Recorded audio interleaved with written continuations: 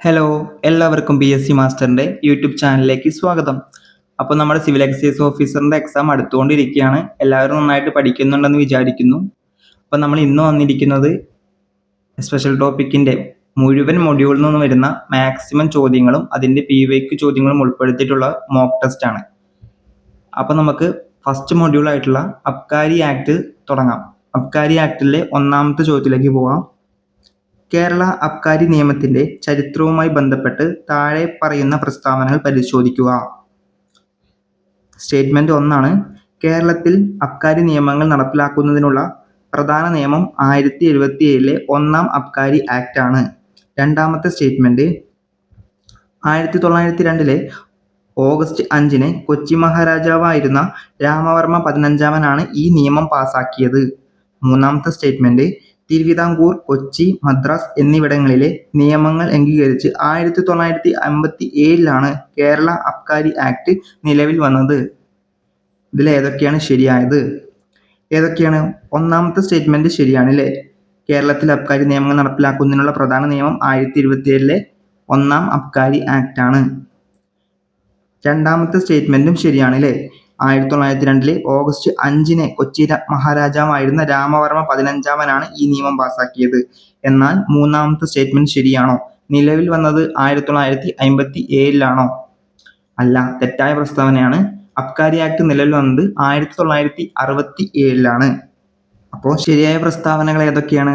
1, 2 എന്നിവ മാത്രം. 1, 2 എന്നിവ മാത്രമാണ്. 1967 അബ്കാരി ആക്ട് നിലവിൽ വന്നത്. എന്നാണ് അബ്കാരി ആക്ടിന് രാഷ്ട്രപതിയുടെ അംഗീകാരം ലഭിച്ചത്?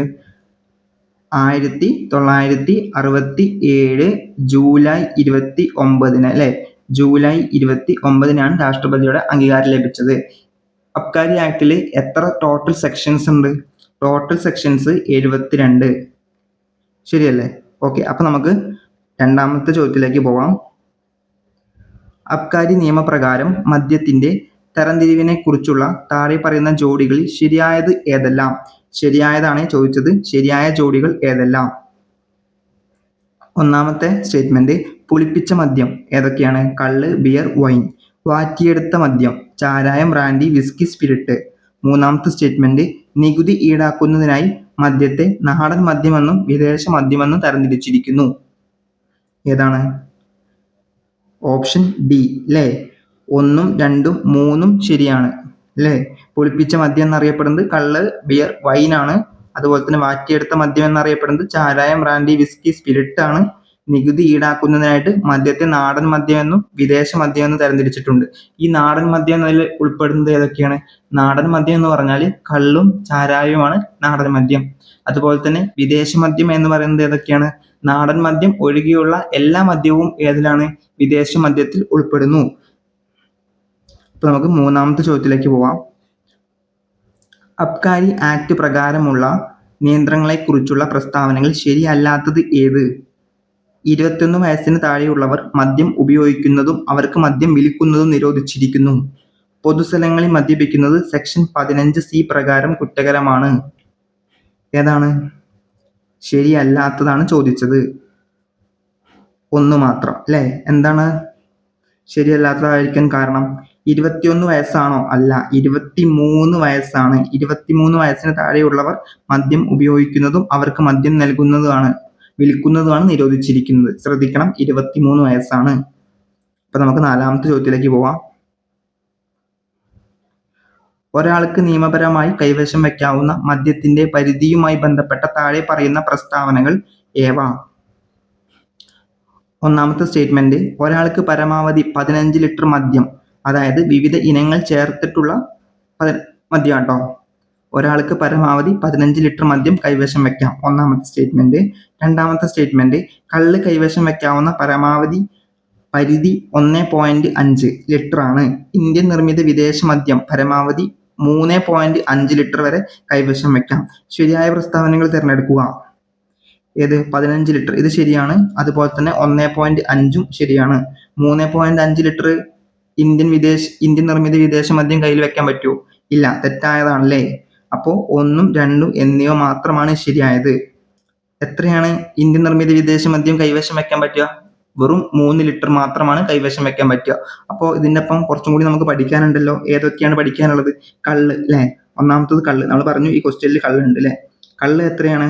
കള്ള് കൈവശം വെക്കാൻ പറ്റുക 1.5. ഇന്ത്യൻ നിർമ്മിത വിദേശ മദ്യം എത്രയാണ്? അത് 3 ലിറ്റർ ആണ്. അല്ലെങ്കിൽ അതിന് നമുക്ക് IMFL എന്ന് വിളിക്കാം. ഓക്കെ അല്ലേ. അടുത്തത് ബിയർ എത്രയാണ് കൈവശം വെക്കാൻ പറ്റുക? ബിയർ കൈവശം വെക്കാൻ പറ്റുന്ന എത്രയാണ്? ബിയർ ആണെങ്കിൽ അത് 3.5 ലിറ്റർ.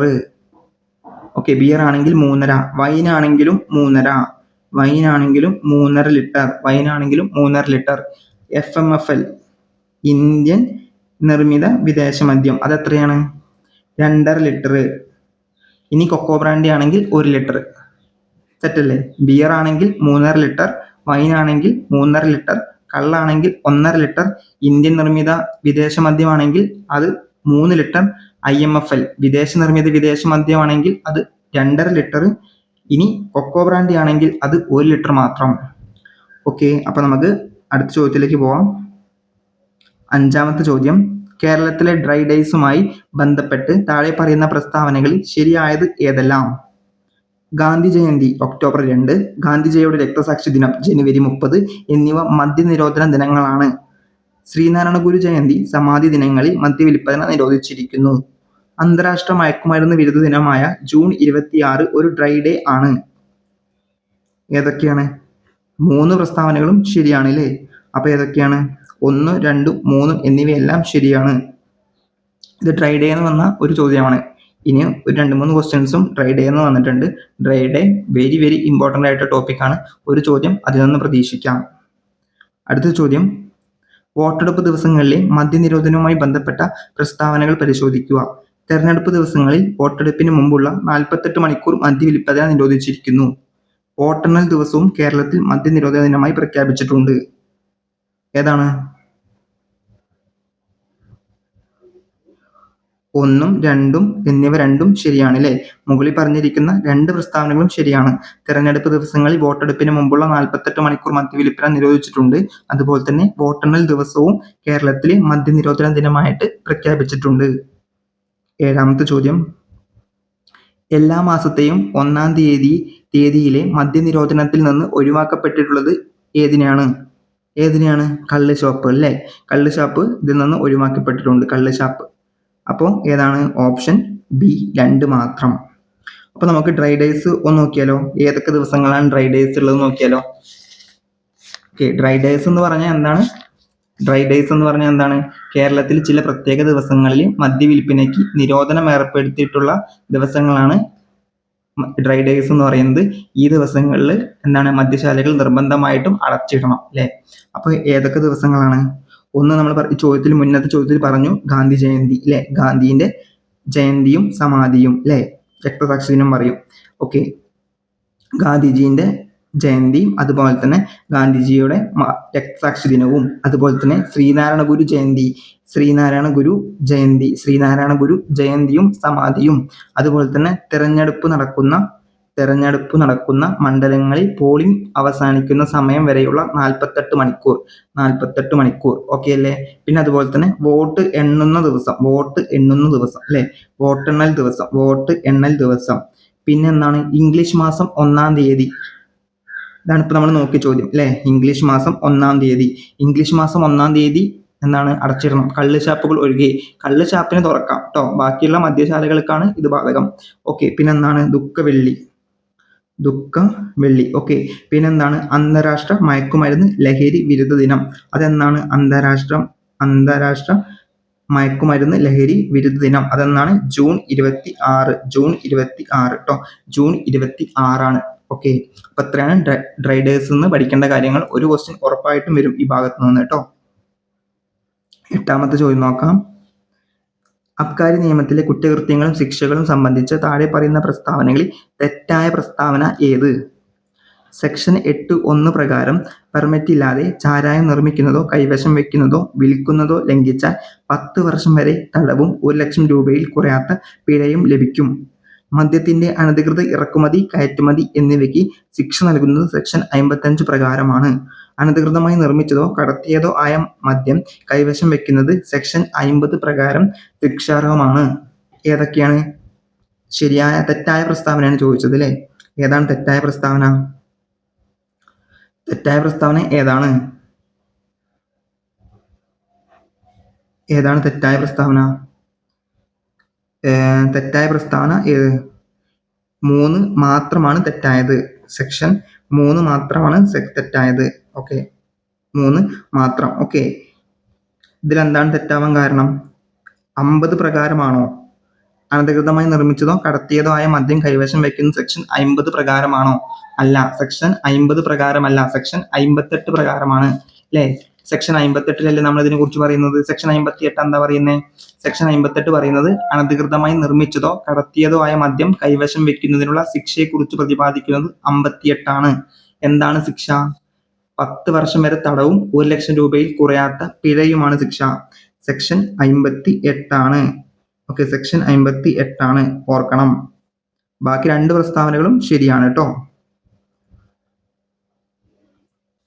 9ാമത്തെ ചോദ്യം നോക്കാം. സിനിമകളിലെ മദ്യപാന മുന്നറിയിപ്പുമായി ബന്ധപ്പെട്ട താഴെ പറയുന്ന പ്രസ്താവനകൾ വിലയിരുത്തുക.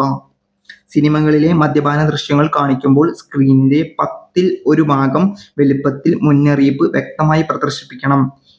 ഈ നിയമം ലംഘിച്ചാൽ സെക്ഷൻ 55I പ്രകാരം 6 മാസം തടവോ 10,000 രൂപ പിഴയോ ലഭിക്കും. ശരിയായ പ്രസ്താവന ഏത് എന്നാണ് ചോദ്യം. ഏതാണ്? 1ഉം 2ഉം ശരിയാണ് അല്ലേ? 1ഉം 2ഉം ശരിയാണ്. 1ഉം 2ഉം ശരിയാണ്. അതായത് സിനിമകളിൽ മദ്യപാന ദൃശ്യങ്ങൾ കാണിക്കുമ്പോൾ സ്ക്രീനിന്റെ 10ൽ 1 ഭാഗത്ത് അത് മുന്നറിയിപ്പ് വ്യക്തമായി പ്രദർശിപ്പിക്കണം, അങ്ങനെ പറയുന്നുണ്ട്. അതുപോലെ തന്നെ 55I പ്രകാരം ഇങ്ങനെ ചെയ്തില്ലെങ്കിൽ എത്ര മാസം തടവ് കിട്ടും? 6 മാസം തടവോ അല്ലെങ്കിൽ 10,000 രൂപ പിഴയോ ലഭിക്കും. 10ാമത്തെ ചോദ്യം ഉദ്യോഗസ്ഥരുടെ അധികാരങ്ങളുമായി ബന്ധപ്പെട്ട് താഴെ പറയുന്ന പ്രസ്താവനകളിൽ ശരിയായത് ഏതെല്ലാം? ശരിയായത് ഏതെല്ലാം? സെർച്ച് വാറന്റ് പുറപ്പെടുവിക്കാനും പൊതുസമാധാനത്തിനായി മദ്യഷാപ്പുകൾ അടപ്പിക്കാനും മജിസ്ട്രേറ്റിന് അധികാരമുണ്ട്. അബ്കാരി റവന്യൂ ശേഖരണം, ലൈസൻസുകൾ നൽകുക, റദ്ദാക്കുക എന്നിവ എക്സൈസ് കമ്മീഷണറുടെ ഉത്തരവാദിത്തമാണ്. അബ്കാരി ഓഫീസർമാർക്ക് വാറന്റ് ഉണ്ടെങ്കിൽ മാത്രമേ വീടുകളിലും വാഹനങ്ങളിലും പരിശോധന നടത്താനും പ്രതികളെ അറസ്റ്റ് ചെയ്യാനും അധികാരമുള്ളൂ. ഇതിലേതാണ് ശരിയായത്? ഏതൊക്കെയാണ് ശരിയായത് എന്നാണ് ചോദിച്ചത്. ഏതൊക്കെയാണ്? 1ഉം 2ഉം എന്നിവ മാത്രം. 3 എന്താണ് തെറ്റാവാൻ കാരണം? 3 തെറ്റാവാൻ കാരണം എന്താണ്? സെക്ഷൻ 31 അല്ലേ? സെക്ഷൻ 31, 34 പ്രകാരം സെക്ഷൻ 31, 34 പ്രകാരം അബ്കാരി ഓഫീസർക്ക് വാറണ്ട് ഇല്ലാതെ തന്നെ പരിശോധിക്കാനുള്ള അധികാരവും ഉണ്ട്. അതുപോലെ തന്നെ ഒരു വ്യക്തിയെ അറസ്റ്റ് ചെയ്യാനുള്ള അധികാരവും ഉണ്ട്. ഓക്കെ, സെക്ഷൻ 31, 34 പ്രകാരം. ഓക്കെ, അപ്പൊ അതുകൊണ്ട് ആ പ്രസ്താവന തെറ്റാണ്. 1ഉം 2ഉമാണ് ശരിയായത്. 11ാമത്തെ ചോദ്യത്തിലേക്ക് പോവാം. കേരള അബ്കാരി നിയമവുമായി ബന്ധപ്പെട്ട് താഴെ പറയുന്ന പ്രസ്താവനകളിൽ ശരിയായവ ഏതെല്ലാം? കസ്റ്റഡിയിലെടുത്ത തൊണ്ടി വാഹനങ്ങൾ വിട്ടുനൽകാൻ കോടതിക്കുള്ള അധികാരപരിധിയെക്കുറിച്ച് പ്രതിപാദിക്കുന്ന സെക്ഷൻ 51 അബ്കാരി ഓഫീസർ അറസ്റ്റ് ചെയ്യുന്ന വ്യക്തിയെ മജിസ്ട്രേറ്റിന് മുന്നിൽ ഹാജരാക്കുമ്പോൾ പ്രസ്തുത കേസിന്റെ വിചാരണ നടത്താനും പ്രതിക്ക് ജാമ്യം അനുവദിക്കാനും മജിസ്ട്രേറ്റിന് അധികാരമുണ്ട്. കസ്റ്റഡിയിലെടുത്ത വാഹനം താൽക്കാലികമായി വിട്ടയക്കുന്നതിനായിട്ട് അതിന്റെ വിപണി മൂല്യത്തിന്റെ പകുതി തുക ബോണ്ടായി കെട്ടിവെച്ചാൽ മതിയാകും. ഇതിൽ ഏതൊക്കെയാണ് ശരിയായത് എന്നാണ് ചോദിച്ചത്. ഏതൊക്കെയാണ് ശരിയായത്? 1ഉം ശരിയായത് ഏതല്ല ചോദിച്ചത്. അപ്പൊ ഏതൊക്കെ ശരിയായത്? 2 മാത്രമാണ് ശരിയായത് അല്ലേ? 2 മാത്രമാണ് ശരിയായത് അല്ലേ? അപ്പോൾ ഏതാണ് തെറ്റാവാൻ കാരണം? ബാക്കി 2 ഓപ്ഷൻസ് നോക്കാം. ഒന്നാമത്തെ ചോദ്യം ഇതാണ്. കസ്റ്റഡിയിലെടുത്ത തൊണ്ടി വാഹനങ്ങൾ വിട്ടു നൽകാൻ കോടതിക്കുള്ള അധികാര പരിധിയെ കുറിച്ച് പ്രതിപാദിക്കുന്നത് സെക്ഷൻ 51 പറയുന്നത്. ആണോ? അല്ലല്ലോ, 53-ലല്ലേ? 53B-യിലാണ് ഇതിനെ കുറിച്ച് പ്രതിപാദിക്കുന്നത്. പിന്നെ 3ാമത്തെ പ്രസ്താവന തെറ്റാവാൻ കാരണം അതെന്താ? മാർക്കറ്റ് മൂല്യത്തിന്റെ പകുതി തുക ബോണ്ടായി കെട്ടിവെച്ചാൽ മതിയാകും. പകുതി മൂല്യമാണോ? അല്ലല്ലോ, പൂർണ്ണമായിട്ട് ഫുൾ ആയിട്ടുള്ള എമൗണ്ട്. ഓക്കെ, മാർക്കറ്റ് വാല്യൂവിന്റെ മുഴുവനായിട്ടുള്ള തുക കെട്ടിവെച്ചാൽ മാത്രമേ അത് നമുക്ക് താൽക്കാലികമായിട്ട് വിട്ടയക്കാൻ പറ്റുള്ളൂ. ഓക്കെ, അപ്പം അടുത്ത ചോദ്യത്തിലേക്ക് പോകാം. 12ാമത്തെ ചോദ്യം അബ്കാരി നിയമപ്രകാരം മജിസ്ട്രേറ്റിന് മുന്നിൽ റിപ്പോർട്ട് സമർപ്പിക്കുന്നതുമായി ബന്ധപ്പെട്ട് താഴെ പറയുന്ന പ്രസ്താവനകൾ തെറ്റായത് ഏത്? തെറ്റായതാണ് ചോദിച്ചത് കേട്ടോ. തെറ്റായതാണ്. സെക്ഷൻ 50A പ്രകാരം അബ്കാരി ഉദ്യോഗസ്ഥൻ സമർപ്പിച്ച റിപ്പോർട്ട് പരിശോധിച്ച ശേഷം കേസ് സെഷൻസ് കോടതിയുടെ അധികാരപരിധിയിൽ വരുന്നതാണെങ്കിൽ മജിസ്ട്രേറ്റിന് അത് സെഷൻസ് കോടതിയിലേക്ക് സമർപ്പിക്കാവുന്നതാണ്. സെക്ഷൻ 51 പ്രകാരം മജിസ്ട്രേറ്റിന് മുന്നിൽ സാക്ഷികളെ ഹാജരാക്കാൻ അബ്കാരി ഇൻസ്പെക്ടർക്ക് അധികാരമുണ്ട്. ഇത് രണ്ടും ശരിയാണ് അല്ലേ? അപ്പോൾ തെറ്റൊന്നുമില്ല, ഈ പ്രസ്താവനയിൽ തെറ്റൊന്നുമില്ല. അപ്പോൾ ഓപ്ഷൻ ഡി കൊടുക്കാം, ഇവയൊന്നുമല്ല. ഓക്കെ അല്ലേ? 13ാമത്തെ ചോദ്യം, കേരള അബ്കാരി നിയമത്തിലെ സെക്ഷൻ 52, 53B എന്നിവയുമായി ബന്ധപ്പെട്ട് താഴെ നൽകിയിരിക്കുന്ന പ്രസ്താവനകൾ പരിശോധിക്കുക. 53B നമ്മൾ ഓൾറെഡി ഇപ്പോൾ പറഞ്ഞു. എന്തായിരുന്നു? വണ്ടീനെ കുറിച്ച് പറഞ്ഞില്ലേ? വണ്ടി എന്താണ്? മുഴുവൻ തുക, മുഴുവൻ മാർക്കറ്റ് വാല്യൂ കൊടുത്താലാണ് അത് താൽക്കാലികമായിട്ട് നമുക്ക് വിട്ടു നൽകുകയുള്ളൂ എന്ന് പറയുന്നത് 53B ആണ്. നമുക്ക് ചോദ്യം വായിച്ചു നോക്കാം. സ്റ്റേറ്റ്മെന്റ് 1. ഓക്കെ, അബ്കാരി നിയമപ്രകാരം അറസ്റ്റ് ചെയ്യപ്പെടുന്ന ഒരു വ്യക്തിയെ മജിസ്ട്രേറ്റിന്റെ പ്രത്യേക അനുമതിയില്ലാതെ 24 മണിക്കൂറിലധികം കസ്റ്റഡിയിൽ വെക്കുവാൻ പാടുള്ളതല്ല, അല്ലെങ്കിൽ സൂക്ഷിക്കാൻ പാടില്ല. യെസ്, ശരിയായ പ്രസ്താവനയാണ് അല്ലേ? ഇനി അടുത്ത ചോദ്യം, കുറ്റകൃത്യത്തിന് ഉപയോഗിച്ചതായിട്ട്, അടുത്ത ചോദ്യമല്ല, അടുത്ത സ്റ്റേറ്റ്മെന്റ് കേട്ടോ. കുറ്റകൃത്യത്തിന് ഉപയോഗിച്ചതായി കണ്ടെത്തി കസ്റ്റഡിയിലെടുത്ത ഒരു വാഹനം അതിന്റെ മാർക്കറ്റ് വാല്യൂവിന് തുല്യമായ തുക ബോണ്ടായി കെട്ടിവെച്ചാൽ താൽക്കാലികമായി വിട്ടു നൽകാൻ കോടതിക്ക് അധികാരമുണ്ട്. ശരിയാണ്. രണ്ട് പ്രസ്താവനകളും ശരിയാണ് അല്ലേ? രണ്ടും ശരിയാണ്. അപ്പോൾ ഏതാണ്? 1ഉം 2ഉം ശരിയാണ്. 1ഉം 2ഉം ശരിയാണ്. ഓക്കെ അല്ലേ? 14ാമത്തെ ചോദ്യം നോക്കാം. അബ്കാരി നിയമപ്രകാരം മദ്യത്തിന്റെ ഇറക്കുമതി, കയറ്റുമതി എന്നിവയുമായി ബന്ധപ്പെട്ട് താഴെ പറയുന്ന ജോലികൾ ശരിയായത് ഏത് ഏവ? ഓക്കെ അല്ലേ? ഏതാണ് നോക്കാം. സെക്ഷൻ 6 മദ്യമോ ലഹരി മരുന്നോ ഇറക്കുമതി ചെയ്യുന്നത് തടയൽ, നിയന്ത്രിക്കൽ. അത് ശരിയാണല്ലോ, ശരിയായ ജോഡിയാണല്ലേ? അതുപോലെ തന്നെ സെക്ഷൻ 7 മദ്യമോ ലഹരി മരുന്നോ കയറ്റുമതി ചെയ്യുന്നത് തടയൽ, നിയന്ത്രിക്കൽ. സെക്ഷൻ 7ഉം ശരിയാണ്. സെക്ഷൻ 11 എന്താണ്? മദ്യം കടത്തുന്നതിന് ആവശ്യമായ പെർമിറ്റുകൾ. അതും ശരിയാണ് അല്ലേ? അതൊക്കെ ശരിയായ പ്രസ്താവനകളാണ്. അപ്പോൾ ഏത് വരും? ഓപ്ഷൻ ഏതാണ് വരിക? ഓപ്ഷൻ 1ഉം 2ഉം 3ഉം എന്നിവയെല്ലാം ശരി എന്ന ഓപ്ഷനാണ് വരിക. ഓക്കെ, പിന്നെ അതിൽ നമുക്ക് പെർമിറ്റ്, സെക്ഷൻ 11 നമുക്ക് ഓർത്ത് വെക്കണം കേട്ടോ. വെരി വെരി ഇമ്പോർട്ടൻ്റ് ആണ് സെക്ഷൻ 11. സെക്ഷൻ 11 എന്താണ്? സെക്ഷൻ 11 പറയുന്നത് പെർമിറ്റുകളെ കുറിച്ചിട്ടാണ് സെക്ഷൻ 11 പറയുന്നത്. ഓക്കെ, പിന്നെ ഈ പെർമിറ്റുകൾ നൽകുന്നത് ആരാണ്? കമ്മീഷണർ അല്ലെങ്കിൽ യഥാക്രമം അധികാരപ്പെടുത്തിയിട്ടുള്ള ഏതെങ്കിലും ഉദ്യോഗസ്ഥനെ. പിന്നെ ഓരോ പെർമിറ്റും താഴെ പറയുന്ന വ്യക്തമാക്കിയിരിക്കണം. ഏതൊക്കെ കാര്യങ്ങളാണ് വ്യക്തമാക്കിയിരിക്കേണ്ടത്? മദ്യമോ ലഹരി മരുന്നുകളോ കൊണ്ടുപോകാൻ അധികാരമുള്ള വ്യക്തിയുടെ പേര് വേണം. അതുപോലെ തന്നെ പെർമിറ്റ് പ്രാബല്യത്തിൽ വരുന്ന കാലയളവ് വേണം. അതുപോലെ തന്നെ പെർമിറ്റിൽ അനുവദിക്കപ്പെട്ടിട്ടുള്ള മദ്യത്തിന്റെ, ലഹരി മരുന്നുകളുടെ അളവ്, മറ്റു കാര്യങ്ങളൊക്കെ വേണം. അതുപോലെ തന്നെ സർക്കാർ നിർദ്ദേശിക്കാവുന്ന മറ്റെന്തെങ്കിലും വിവരങ്ങൾ ഉണ്ടെങ്കിൽ അതും ഈ പെർമിറ്റിൽ ഉൾപ്പെടുത്തിയിരിക്കണം. അപ്പോൾ പെർമിറ്റുകളെ കുറിച്ച് പ്രതിപാദിക്കുന്ന സെക്ഷൻ ഓർത്ത് വെച്ചേക്കുക 11 ആണ്. അത് ആരാണ് നൽകുന്നത്? ഓർത്ത് വെച്ചേക്കുക, എക്സൈസ് കമ്മീഷണർ ആണ്. ഓക്കെ അല്ലേ? ഓക്കെ. 15ാമത്തെ ചോദ്യം, കള്ള് ഒഴികെയുള്ള മദ്യവും മറ്റ് പദാർത്ഥങ്ങളുടെയും വിൽപ്പന നിരോധിച്ചിരിക്കുന്ന അബ്കാരി ആക്ടിലെ സെക്ഷൻ ഏതാണ്? സെക്ഷൻ ഏതാണ്? ഓപ്ഷൻ ഡി 15 ആണ് അല്ലേ? 15. അതിൽ ഏതൊക്കെ സെക്ഷൻസ് ഉൾപ്പെടുന്നുണ്ട്? 15A പഠിക്കാനുണ്ട്, 15B പഠിക്കാനുണ്ട്, 15C പഠിക്കാനുണ്ട്. ഇത് മൂന്നും നല്ല ഇമ്പോർട്ടൻ്റ് ആയിട്ടുള്ള 3 സെക്ഷൻസ് ആണ്. 15A എന്താ പറയുന്നത്? 15A പറയുന്നത് എന്താണ്? 15A പറയുന്നത് 23 വയസ്സിനുള്ള, അതായത് ഉപയോഗിക്കുന്നതുമായി ബന്ധപ്പെട്ടതാണ്. 23 വയസ്സുള്ള വ്യക്തി ഉപയോഗിക്കുന്നതാണ്, 23 വയസ്സിന് താഴെയുള്ള വ്യക്തികൾ ഉപയോഗിക്കുന്നത് നിരോധിച്ചിരിക്കുന്ന വകുപ്പാണ് സെക്ഷൻ 15A. സെറ്റല്ലേ? അതിനുള്ള ശിക്ഷ 5000 രൂപയും അല്ലെങ്കിൽ 2 വർഷവും അല്ലെങ്കിൽ രണ്ടും കൂടിയും. ഓക്കെ അല്ലേ? സെക്ഷൻ 15B എന്താ? 23 വയസ്സിന് താഴെയുള്ളവർക്ക് വിൽക്കുന്നത് നിരോധിച്ചിരിക്കുന്ന വകുപ്പാണ്. 15B. ഓക്കെ അല്ലേ? അതിന്റെ ശിക്ഷ എന്താ? 5000 രൂപ അല്ലെങ്കിൽ 2 വർഷം. 15C എന്താ? പൊതുസ്ഥലത്ത് മദ്യത്തിന്റെ ഉപയോഗം നിരോധിച്ചിരിക്കുന്ന വകുപ്പാണ്. പൊതുസ്ഥലത്ത് മദ്യത്തിന്റെ ഉപയോഗം നിരോധിച്ചിരിക്കുന്ന വകുപ്പാണ് 15B. അതിന്റെ ശിക്ഷയും 5000 രൂപ അല്ലെങ്കിൽ 2 വർഷം. ഓക്കെ അല്ലേ? ഇത് വെരി വെരി ഇമ്പോർട്ടൻ്റ് ആണ്. 15A, 15B, 15C. 15A ആണെങ്കിൽ എന്താണ്? 15A ആണെങ്കിൽ 23 വയസ്സിന് താഴെയുള്ള വ്യക്തികൾ മദ്യം ഉപയോഗിക്കുന്നത് നിരോധിച്ചിരിക്കുന്ന വകുപ്പാണ്. അതിനുള്ള ശിക്ഷ 5000 രൂപ അല്ലെങ്കിൽ 2 വർഷം അല്ലെങ്കിൽ ഇവ രണ്ടും കൂടിയും. അതുപോലെ തന്നെ സെക്ഷൻ 15B ആണെങ്കിൽ വിൽക്കുന്നത്, 23 വയസ്സിന് താഴെയുള്ള വ്യക്തികൾക്ക് വിൽക്കുന്നത് നിരോധിച്ചിരിക്കുന്ന വകുപ്പാണ്. അതിന്റെ ശിക്ഷയും 5000 രൂപ അല്ലെങ്കിൽ 2 വർഷം. ഓക്കെ അല്ലേ? സെക്ഷൻ 15C എന്ന് പറയുന്നത് പൊതുസ്ഥലത്ത് മദ്യത്തിന്റെ ഉപയോഗം നിരോധിച്ചിരിക്കുന്ന വകുപ്പാണ്. അതിന്റെ ശിക്ഷ എന്താണ്? 5000 രൂപ അല്ലെങ്കിൽ 2 വർഷം തടവോ പിഴയോ. ഓക്കെ, അല്ലെങ്കിൽ രണ്ടും കൂടിയോ. ഓക്കെ അല്ലേ? അപ്പോൾ നമുക്കടുത്ത് 16ാമത്തെ ചോദ്യത്തിലേക്ക് പോവാം.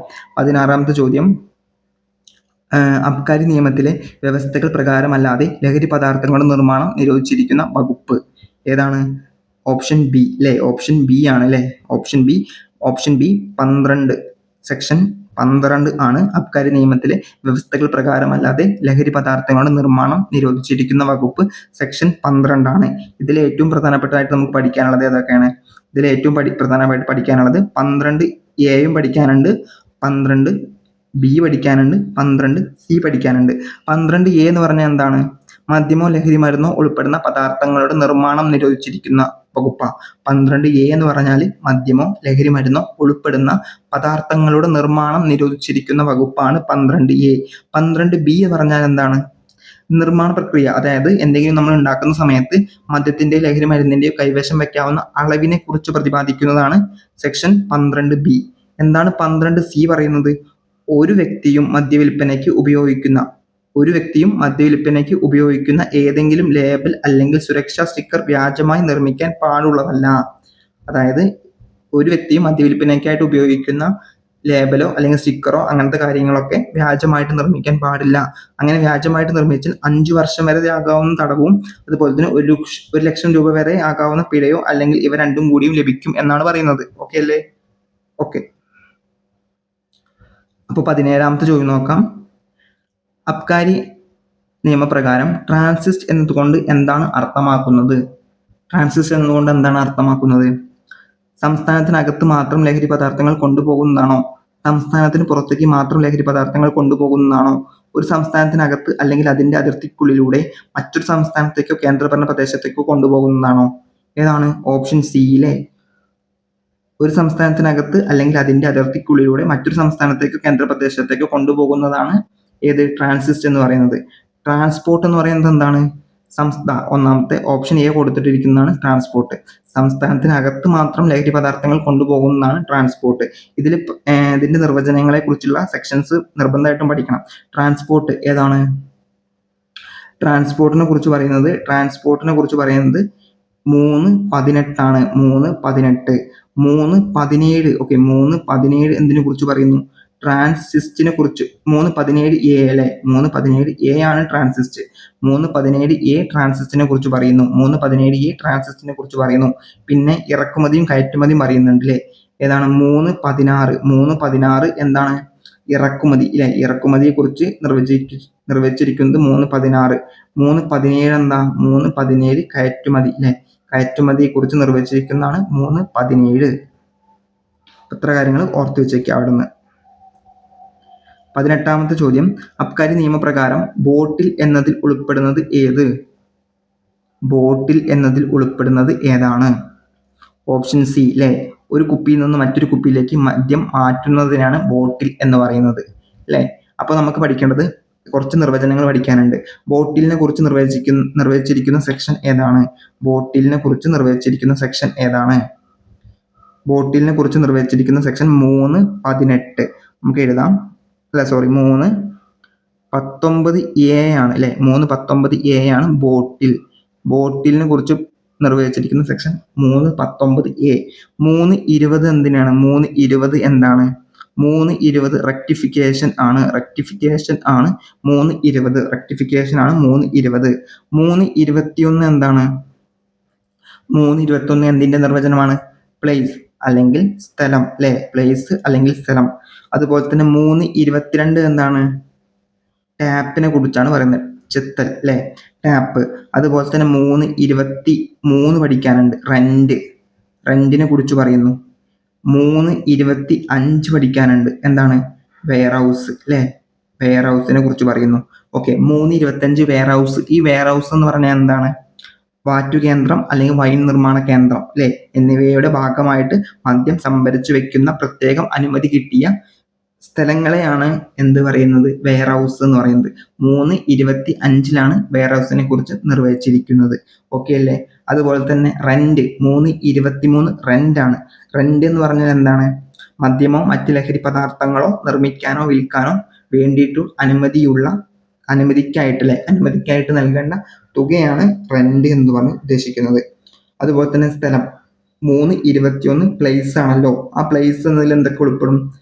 വീട് ഉൾപ്പെടും, കെട്ടിടം ഉൾപ്പെടും, നമ്മൾ ടെന്റ് ഉൾപ്പെടും, അതുപോലെ തന്നെ വാഹനം ഉൾപ്പെടും. അങ്ങനത്തെ കാര്യങ്ങളൊക്കെ 3.21 പ്ലേസ് എന്ന നിർവചനത്തിൽ ഉൾപ്പെടുന്നുണ്ട്. ഓക്കെ, നമുക്ക് അടുത്ത ചോദ്യത്തിലേക്ക് പോകാം. 19ാമത്തെ ചോദ്യം, അബ്കാരി നിയമം സെക്ഷൻ 55D എന്തിനെ കുറിച്ചാണ് പ്രതിപാദിക്കുന്നത്? എന്താണ്? കുറ്റകരമായ ഗൂഢാലോചന അല്ലെ. 19 അബ്കാരി നിയമപ്രകാരം 55D എന്തിനെ കുറിച്ചാണ് പ്രതിപാദിക്കുന്നത്? ഓപ്ഷൻ ബി, കുറ്റകരമായ ഗൂഢാലോചന. അത് PYQ ചോദ്യമാണ്, പഠിച്ചു വെക്കണം. അടുത്ത ചോദ്യം, മദ്യമോ ലഹരി മരുന്നോ ഉപയോഗിക്കാൻ പ്രേരിപ്പിക്കുന്ന നിയമവിരുദ്ധമായ പരസ്യങ്ങൾ പ്രസിദ്ധീകരിച്ചാൽ ഏത് സെക്ഷൻ ബാധകമാണ്? ഏതാണ്? 55H ആണ്. 55H ആണ് ബാധകമാകുന്നത്. മദ്യമോ ലഹരി മരുന്നോ ഉപയോഗിക്കാൻ പ്രേരിപ്പിക്കുന്ന നിയമവിരുദ്ധമായ പരസ്യങ്ങൾ പ്രസിദ്ധീകരിച്ചാൽ ഏത് സെക്ഷൻ പ്രകാരമാണ് ബാധകം? സെക്ഷൻ 55H പ്രകാരം. ശിക്ഷ എന്താണ്? ശിക്ഷ 6 മാസം അല്ലെങ്കിൽ 50,000 രൂപ കേട്ടോ. 6 മാസം അല്ലെങ്കിൽ 50,000 രൂപയാണ് ശിക്ഷ. അപ്പൊ നമുക്ക് അബ്കാരി ആക്ട് ഇവിടെ അവസാനിച്ചു. ഓക്കെ, അടുത്ത മൊഡ്യൂൾ ആയിട്ടുള്ള NTPS ആക്ട് നോക്കാം. ഓക്കെ, 1ാമത്തെ ചോദ്യം, NTPS ആക്ടിൽ വധശിക്ഷയെക്കുറിച്ച് പ്രതിപാദിക്കുന്ന വകുപ്പ് ഏതാണ്? ഏതാണ് വകുപ്പ്? വധശിക്ഷയെക്കുറിച്ച് പ്രതിപാദിക്കുന്ന വകുപ്പ് ഏതാണ്? ഓപ്ഷൻ ഡി, 31A ആണ് വധശിക്ഷയെക്കുറിച്ച് പ്രതിപാദിക്കുന്ന വകുപ്പ്. 2ാമത്തെ ചോദ്യം, അനധികൃത ലഹരിക്കടത്തിന് സാമ്പത്തിക സഹായം നൽകുകയോ കുറ്റവാളികൾക്ക് അഭയം നൽകുകയോ ചെയ്യുന്നതിനെക്കുറിച്ച് അല്ലെങ്കിൽ ചെയ്യുന്നതിനെതിരെയുള്ള ശിക്ഷയെക്കുറിച്ച് പറയുന്ന NTPS വകുപ്പ് ഏതാണ്? ഏതാണ്? ഓപ്ഷൻ സി, 27A ആണ് അല്ലെ. 3ാമത്തെ ചോദ്യം, കുറ്റകൃത്യങ്ങൾ ആവർത്തിക്കുന്നതിനുള്ള ശിക്ഷയെപ്പറ്റി പ്രതിപാദിക്കുന്ന NTPS നിയമത്തിലെ വകുപ്പ് ഏതാണ്? ഏതാണ്? ഓപ്ഷൻ എ, 31 ആണ് അല്ലെ. പിന്നെ നമ്മൾ പറഞ്ഞു 31A എന്താണ്? വധശിക്ഷ അല്ലെ. ശിക്ഷ വധശിക്ഷയായിട്ട് വരും. എന്താണ്? കുറ്റകൃത്യങ്ങൾ ആവർത്തിക്കുന്നതിന് ഉണ്ടാകുന്ന ശിക്ഷയായിട്ട് വധശിക്ഷ കൊടുക്കുന്നത് 31A ഓർത്ത് വെക്കണം. 4ാമത്തെ ചോദ്യം, NTPS ആക്ട് പ്രകാരം ലഹരിക്കടിമപ്പെട്ടു ചികിത്സയിലുള്ള വ്യക്തിയെ പ്രോസിക്യൂഷൻ നടപടികളിൽ നിന്ന് ഒഴിവാക്കിക്കൊണ്ടുള്ള ആനുകൂല്യം ലഭിക്കുന്ന വകുപ്പ് ഏതാണ്? ഏതാണ്? ഓപ്ഷൻ ബി, സെക്ഷൻ 64A ആണ്. 5ാമത്തെ ചോദ്യം, താഴെ കൊടുത്തതിൽ NTPS നിയമത്തിൽ നിന്ന് ഒഴിവാക്കിയിട്ടുള്ള പ്രദേശങ്ങൾ ഏതൊക്കെ? ഏതാണ്? ഓപ്ഷൻ ഡി, ഇവയൊന്നുമല്ല. ഏതെങ്കിലും പ്രദേശങ്ങൾ ഇതിൽ നിന്ന് ഒഴിവാക്കിയിട്ടുണ്ടോ? ഇല്ലല്ലോ. NTPS ആക്ട് ഇന്ത്യ മുഴുവൻ ബാധകമാണ്. അതുകൊണ്ട് ഈ നൽകിയിരിക്കുന്ന അല്ലെങ്കിൽ ഒരു സംസ്ഥാനവും NTPS ആക്ട് നിന്നിട്ട് ഒഴിവാക്കിയിട്ടില്ല. 6ാമത്തെ ചോദ്യം, NTPS ആക്ടിൽ കഞ്ചാവ് എന്നിവയുമായി ബന്ധപ്പെട്ട നിയമലംഘനത്തിനുള്ള ശിക്ഷ വ്യവസ്ഥ ചെയ്തിരിക്കുന്ന വകുപ്പ് ഏതാണ്? ഏതാണ്? ഓപ്ഷൻ ബി, വകുപ്പ് 20 ആണ്. ഓപ്ഷൻ ബി, വകുപ്പ് 20 ആണ്. വകുപ്പ് 20 ആണ് NTPS ആക്ടിൽ കഞ്ചാവ് എന്നിവയുമായി ബന്ധപ്പെട്ട നിയമലംഘനത്തിലുള്ള ശിക്ഷ വ്യവസ്ഥ ചെയ്തിരിക്കുന്ന വകുപ്പ് 20 ആണ്. ഇതിൽ ഇമ്പോർട്ടൻ്റ് ആയിട്ട് പഠിക്കേണ്ട കുറച്ച് പോയിന്റ്സ് ഉണ്ട്. ഏതൊക്കെയാണ്?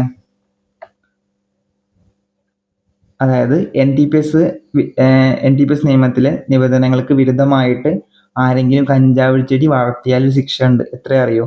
10 വർഷം അല്ലെ. 10 വർഷം വരെ ആകാവുന്ന കഠിന തടവും അതുപോലെ തന്നെ 1 ലക്ഷം രൂപ വരെ ആകാവുന്ന പിഴയും ലഭിക്കും. ഓക്കെ അല്ലേ. പിന്നെ അതുപോലെ തന്നെ കൈവശം വെച്ചാലും ഉണ്ട് ശിക്ഷ. ഓക്കെ, കൈവശം വെച്ചാൽ എങ്ങനെ? കൈവശം വെക്കുന്നത് ക്വാണ്ടിറ്റിനനുസരിച്ച് ശിക്ഷ മാറും. അതായത് 3 കാറ്റഗറിയിലാണ് ക്വാണ്ടിറ്റി വരുന്നത്. ഒന്ന് സ്മോൾ ക്വാണ്ടിറ്റി, ഒന്ന് മീഡിയം ക്വാണ്ടിറ്റി, ഒന്ന് കൊമേഴ്ഷ്യൽ ക്വാണ്ടിറ്റി, വാണിജ്യപരമായിട്ടുള്ള ക്വാണ്ടിറ്റി. അങ്ങനെ 3 ക്വാണ്ടിറ്റിയിലാണ് കൈവശം വെച്ചാൽ ഉണ്ടാകുന്ന ശിക്ഷയിൽ മാറ്റം വരുന്നത്. ഈ സ്മോൾ ക്വാണ്ടിറ്റി എന്ന് പറയുമ്പോൾ എത്ര കിലോഗ്രാമിന്റെ ഉള്ളിലാണ്? 1 കിലോഗ്രാമിൻ്റെ ഉള്ളിലാണെങ്കിൽ അത് സ്മോൾ ക്വാണ്ടിറ്റിയാണ്. എന്നാൽ 1 കിലോഗ്രാം മുതൽ 20 കിലോഗ്രാം വരെയാണെങ്കിൽ അത് മീഡിയം ക്വാണ്ടിറ്റിയാണ്. കൊമേഴ്ഷ്യൽ ക്വാണ്ടിറ്റി ആണെങ്കിൽ 20 കിലോഗ്രാമിൻ്റെ മുകളിലാണെങ്കിൽ അത് കൊമേഴ്ഷ്യൽ ക്വാണ്ടിറ്റിയാണ്. ഓർത്ത് വെച്ചോ. ഇനി സ്മോൾ ക്വാണ്ടിറ്റീൻ്റെ ശിക്ഷ എന്താണ്? 1 വർഷം വരെ ആകാവുന്ന കഠിന തടവും അല്ലെങ്കിൽ 10,000 രൂപയും ശിക്ഷയായിട്ട് ലഭിക്കുക. ഓക്കെ അല്ല? എന്നാൽ മീഡിയം എന്ന് പറയുന്നത് 1 കിലോഗ്രാമിനും 20 കിലോഗ്രാമിനും ഇടയിലാണ് കൈവശം വയ്ക്കുന്നതെങ്കിൽ അതിൽ ശിക്ഷ കിട്ടുന്നത് 10 വർഷം വരെ ആകാവുന്ന കഠിന തടവും അല്ലെങ്കിൽ 1 ലക്ഷം വരെ ആകാവുന്ന പിഴയും. ഓക്കെ അല്ലേ? എന്നാൽ കൊമേഴ്ഷ്യൽ ക്വാണ്ടിറ്റി അല്ലെങ്കിൽ വാണിജ്യപരമായ ക്വാണ്ടിറ്റി ആണെങ്കിൽ എത്രയാണ്? 10 വർഷത്തിൽ കൂടുതലും എന്നാൽ 20 വർഷത്തിൻ്റെ ഇടയിലും. മനസ്സിലായോ? 10 വർഷം മുതൽ 20 വർഷത്തിൻ്റെ ഇടയിലുള്ള ഒരു ശിക്ഷ ലഭിക്കുകയും ചെയ്യും. അതുപോലെ തന്നെ പിഴയായിട്ട് 1 ലക്ഷം മുതൽ 2 ലക്ഷം വരെയും ഇതിൻ്റെ ഇടയിലായിട്ട് കിട്ടും. ഓക്കെ അല്ലേ? അപ്പോൾ കഞ്ചാവ് ചെടി എന്നിവ കൈവശം വെച്ചാൽ 3 കാറ്റഗറി ആയിട്ടാണ് ശിക്ഷ വരുന്നത്. Small quantity, medium quantity, commercial quantity. ചോദ്യം ഒന്നെങ്കിൽ നമുക്ക് ക്വാണ്ടിറ്റി തരും 15 കിലോഗ്രാം. 15 കിലോഗ്രാം ആണെങ്കിൽ എത്രയാണ്? ഏതിൻ്റെ ഇടയിലാണ്? മീഡിയം ക്വാണ്ടിറ്റിയാണ്. 500 ഗ്രാം ആണെങ്കിലോ അത് സ്മോൾ ക്വാണ്ടിറ്റിയാണ്. ഓക്കെ. കൊമേഴ്ഷ്യൽ ക്വാണ്ടിറ്റി എന്ന് പറയുന്നത് 200ഉം 10ൻ്റെയും ഇടയിൽ, 200ന് മുകളിലാണെങ്കിൽ ഇത് കൊമേഴ്ഷ്യൽ ക്വാണ്ടിറ്റി. 30 കിലോഗ്രാം കൈവശം വെച്ചാൽ ഏത് കൊമേഴ്ഷ്യൽ ക്വാണ്ടിറ്റിയിൽ വരും? 10 മുതൽ 20 വർഷം വരെ തടവ് കിട്ടും. അതുപോലെ തന്നെ 1 ലക്ഷം മുതൽ 2 ലക്ഷം വരെ പിഴയും ലഭിക്കും. ഓക്കെ അല്ലേ? അപ്പോൾ അടുത്ത ചോദ്യം നോക്കാം. 7ാമത്തെ ചോദ്യം. NTPS ആക്ട് 50 പ്രകാരം ദേഹപരിശോധന നടത്തി കഴിഞ്ഞാൽ എത്ര മണിക്കൂറിനകം മേൽ ഉദ്യോഗസ്ഥൻ റിപ്പോർട്ട് നൽകണം? എത്രയാണ്? എത്ര മണിക്കൂറിന് അപ്പുറം മേലുദ്യോഗസ്ഥൻ റിപ്പോർട്ട് നൽകണം? Option D 72 അവറിലെ. പിന്നെ ഇതിൽ പഠിക്കാനുള്ളത് 2 പോയിന്റ് പഠിക്കാനുണ്ട്, അല്ലെങ്കിൽ 2 ഇമ്പോർട്ടൻ്റ് ആയിട്ടുള്ള സെക്ഷൻസ് പഠിക്കാനുണ്ട്. 50ലാണ് ദേഹപരിശോധന. ഈ 50ൽ 6ലാണ് 72 മണിക്കൂർ കൊണ്ട് മേലുദ്യോഗസ്ഥൻ റിപ്പോർട്ട് നൽകണം എന്ന് പറയുന്നത് 56ലാണ്. അതുപോലെ തന്നെ ഇമ്പോർട്ടൻ്റ് ആണ് 54. 54 എന്താ? 54 എന്ന് പറയുന്നത് ഒരു സ്ത്രീ അല്ലാത്ത മറ്റാരും തന്നെ ഒരു സ്ത്രീയുടെ ദേഹപരിശോധന നടത്തരുത് എന്ന് പറയുന്നത്. ഓക്കെ, എന്ന് പറയുന്നത് ഏതിലാണ്? സ്ത്രീക്ക് സ്ത്രീ തന്നെ വേണം. ഓക്കെ, സ്ത്രീക്ക് സ്ത്രീ തന്നെ വേണം എന്ന് പറയുന്നത് 54ലാണ് ദേഹപരിശോധന സമയത്ത്. ഓക്കെ അല്ലേ? അടുത്ത ചോദ്യം. NTPS ആക്ട് നിലവിൽ വന്ന വർഷം എല്ലാവർക്കും അറിയാം അല്ലേ? 1985ലാണ്. 1985ലാണ് NTPS ആക്ട് നിലവിൽ വന്നത്. NTPS ആക്ടിൽ എത്ര സെക്ഷൻസ് ഉണ്ട് ടോട്ടൽ? സെക്ഷൻസ് എത്ര ഉണ്ട് ടോട്ടൽ എത്ര സെക്ഷൻസ് ഉണ്ട്? ടോട്ടൽ 83 സെക്ഷൻസ് ഉണ്ട്. അതുപോലെ തന്നെ എത്ര ചാപ്റ്റർ ഉണ്ട്? 6 ചാപ്റ്റർ. എത്ര പട്ടിക ഉണ്ട്? ഒറ്റ പട്ടിക. ഓക്കെ അല്ലേ? 83 സെക്ഷൻ, 6 ചാപ്റ്റർ, ഒറ്റ പട്ടിക. NTPS ആക്ട് നിലവിൽ വന്നത് 1985. അടുത്ത ചോദ്യം നോക്കാം. 9ാമത്തെ ചോദ്യം. NTPS ആക്ട് 1985 ബാധകമായ പ്രദേശം അല്ലെങ്കിൽ പ്രദേശങ്ങൾ കേരളം മാത്രമാണോ? ഇന്ത്യയിലെ മുഴുവൻ പ്രദേശങ്ങൾ മാത്രമാണോ? ശരി അല്ലേ? ബി ആണ് ആൻസർ. ഇന്ത്യയിലെ മുഴുവൻ പ്രദേശങ്ങളാണ് അല്ലേ? ഇന്ത്യയിലെ മുഴുവൻ പ്രദേശങ്ങളിലാണ് 1985 NTPS ആക്ട് ബാധകമായിട്ടുള്ളത്. 10ാമത്തെ ചോദ്യം. 2 കഞ്ചാവ് ചെടികൾ നട്ടു വളർത്തിയാൽ NTPS ആക്ട് 1985 പ്രകാരം ലഭിക്കാവുന്ന ശിക്ഷ എന്താണ്?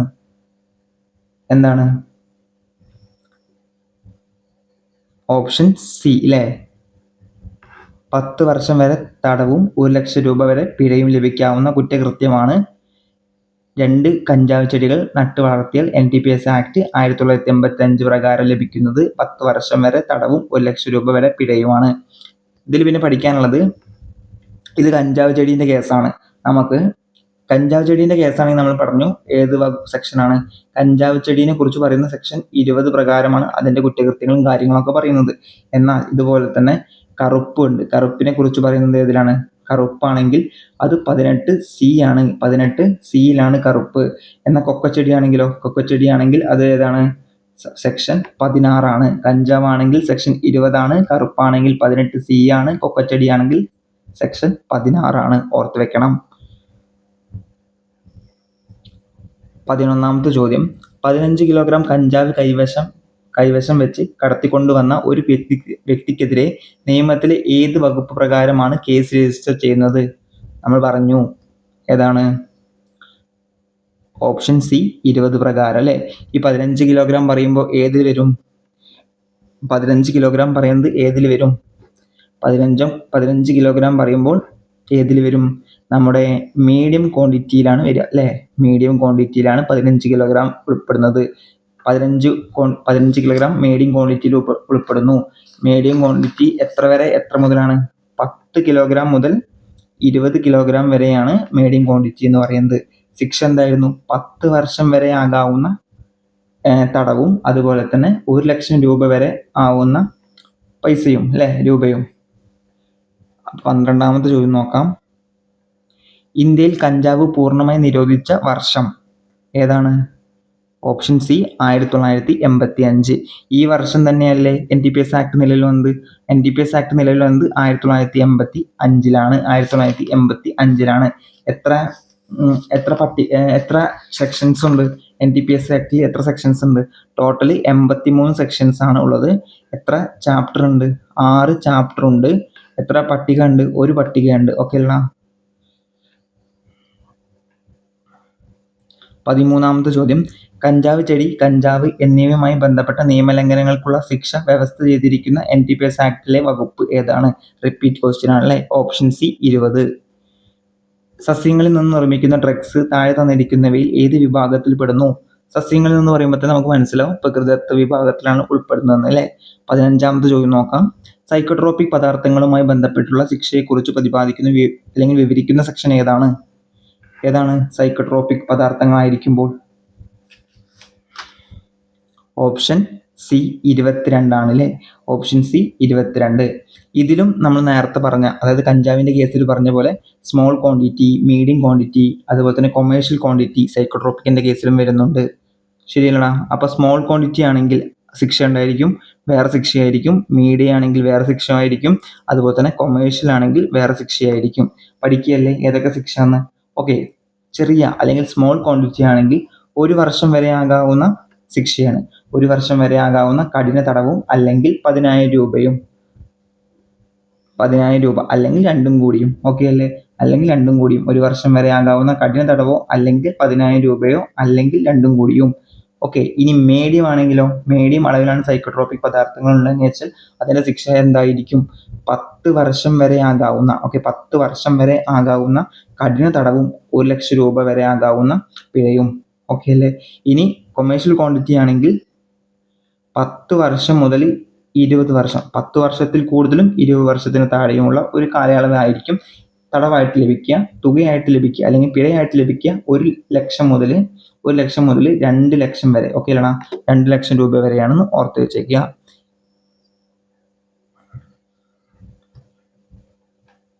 16ാമത്തെ ചോദ്യം നോക്കാം. ലൈസൻസ് ഇല്ലാതെ കറുപ്പ്, കഞ്ചാവ് അല്ലെങ്കിൽ കൊക്കച്ചെടികൾ കൃഷി ചെയ്താലുള്ള ശിക്ഷ നമ്മൾ പറഞ്ഞു അല്ലേ. ഈ ചോദ്യം നമ്മൾ പറഞ്ഞിട്ടുണ്ട്. ഏതാണ്? ഓപ്ഷൻ എ ആണ്. ഓപ്ഷൻ എ ആണ് കേട്ടോ. 10 വർഷം വരെ കഠിന തടവും 1 ലക്ഷം രൂപ വരെ പിഴയുമാണ്. ഇതിൽ തന്നെ നമ്മൾ എന്ത് പറഞ്ഞു? കറുപ്പിനും കഞ്ചാവിനും കൊക്കച്ചെടികൾക്കും ഓരോ സെക്ഷൻസ് ഒപ്പം പറഞ്ഞിട്ടുണ്ട്. കഞ്ചാവിന്റെ സെക്ഷൻ ഏതായിരുന്നു? കഞ്ചാവിന് സെക്ഷൻ 20. കറുപ്പിന് സെക്ഷൻ ഏതായിരുന്നു? 18C. ഓർക്കുന്നുണ്ടോ? 18C. കൊക്കച്ചെടിക്ക് ഏതായിരുന്നു? കൊക്കച്ചെടിക്ക് 16, സെക്ഷൻ 16 ആയിരുന്നു. 17ാമത്തെ ചോദ്യം. മയക്കുമരുന്ന്, അടിമകളുടെ തിരിച്ചറിയൽ, ചികിത്സ തുടങ്ങിയവയ്ക്കും മയക്കുമരുന്ന്, സൈക്കോട്രോപിക് പദാർത്ഥങ്ങൾ എന്നിവയുടെ വിതരണത്തിനും കേന്ദ്രങ്ങൾ സ്ഥാപിക്കുന്നതിനുള്ള ഗവൺമെന്റിന്റെ അധികാരത്തെക്കുറിച്ച് പ്രതിപാദിക്കുന്ന NDPS ആക്ടിലെ വകുപ്പ് ഏതാണ്? സെക്ഷൻ 71 പ്രകാരം അല്ലെ. സെക്ഷൻ 71 ആണ്. 18ാമത്തെ ചോദ്യം. NDPS നിയമത്തിലെ സെക്ഷൻ 50 ബന്ധപ്പെട്ടിരിക്കുന്നത് ഏതുമായിട്ടാണ് സെക്ഷൻ 50 ബന്ധപ്പെട്ടിരിക്കുന്നത്? നമ്മൾ പഠിച്ച കാര്യമാണ് ദേഹപരിശോധന അല്ലേ. അതിൽ 2 പോയിന്റ് നമ്മൾ പഠിച്ചല്ലോ അല്ലേ. ഏതൊക്കെയായിരുന്നു 2 പോയിന്റ്? അത് 50(6) അതുപോലെ തന്നെ 50(6) പഠിച്ചു. അതുപോലെ തന്നെ സെക്ഷൻ 50 6 പഠിച്ചു, 50 4 പഠിച്ചു. 50(6) എന്തായിരുന്നടാ?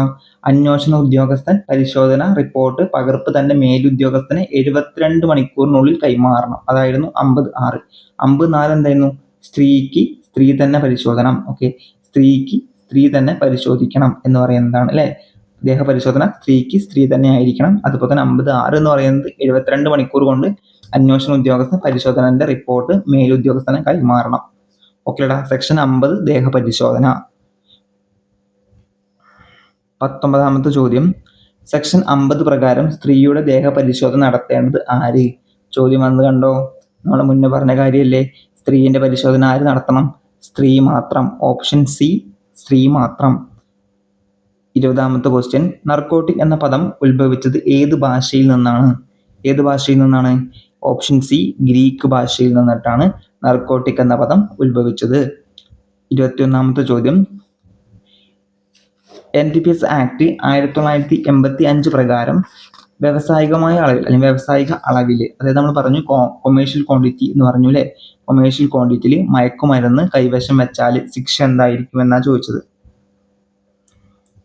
ഏതാണ്? കൊമേഴ്ഷ്യൽ ക്വാണ്ടിറ്റി ആണെങ്കിൽ എന്താണ്? 10 വർഷത്തിൽ കുറയാതെ 20 വർഷം വരെ തടവും 1 ലക്ഷത്തിൽ കുറയാതെ 2 ലക്ഷം വരെ പിഴയും ലഭിക്കുന്നതാണ്. അപ്പോൾ ഓപ്ഷൻ ഏതാണ്? ബി ആണ്. ഓക്കെ അല്ലടാ.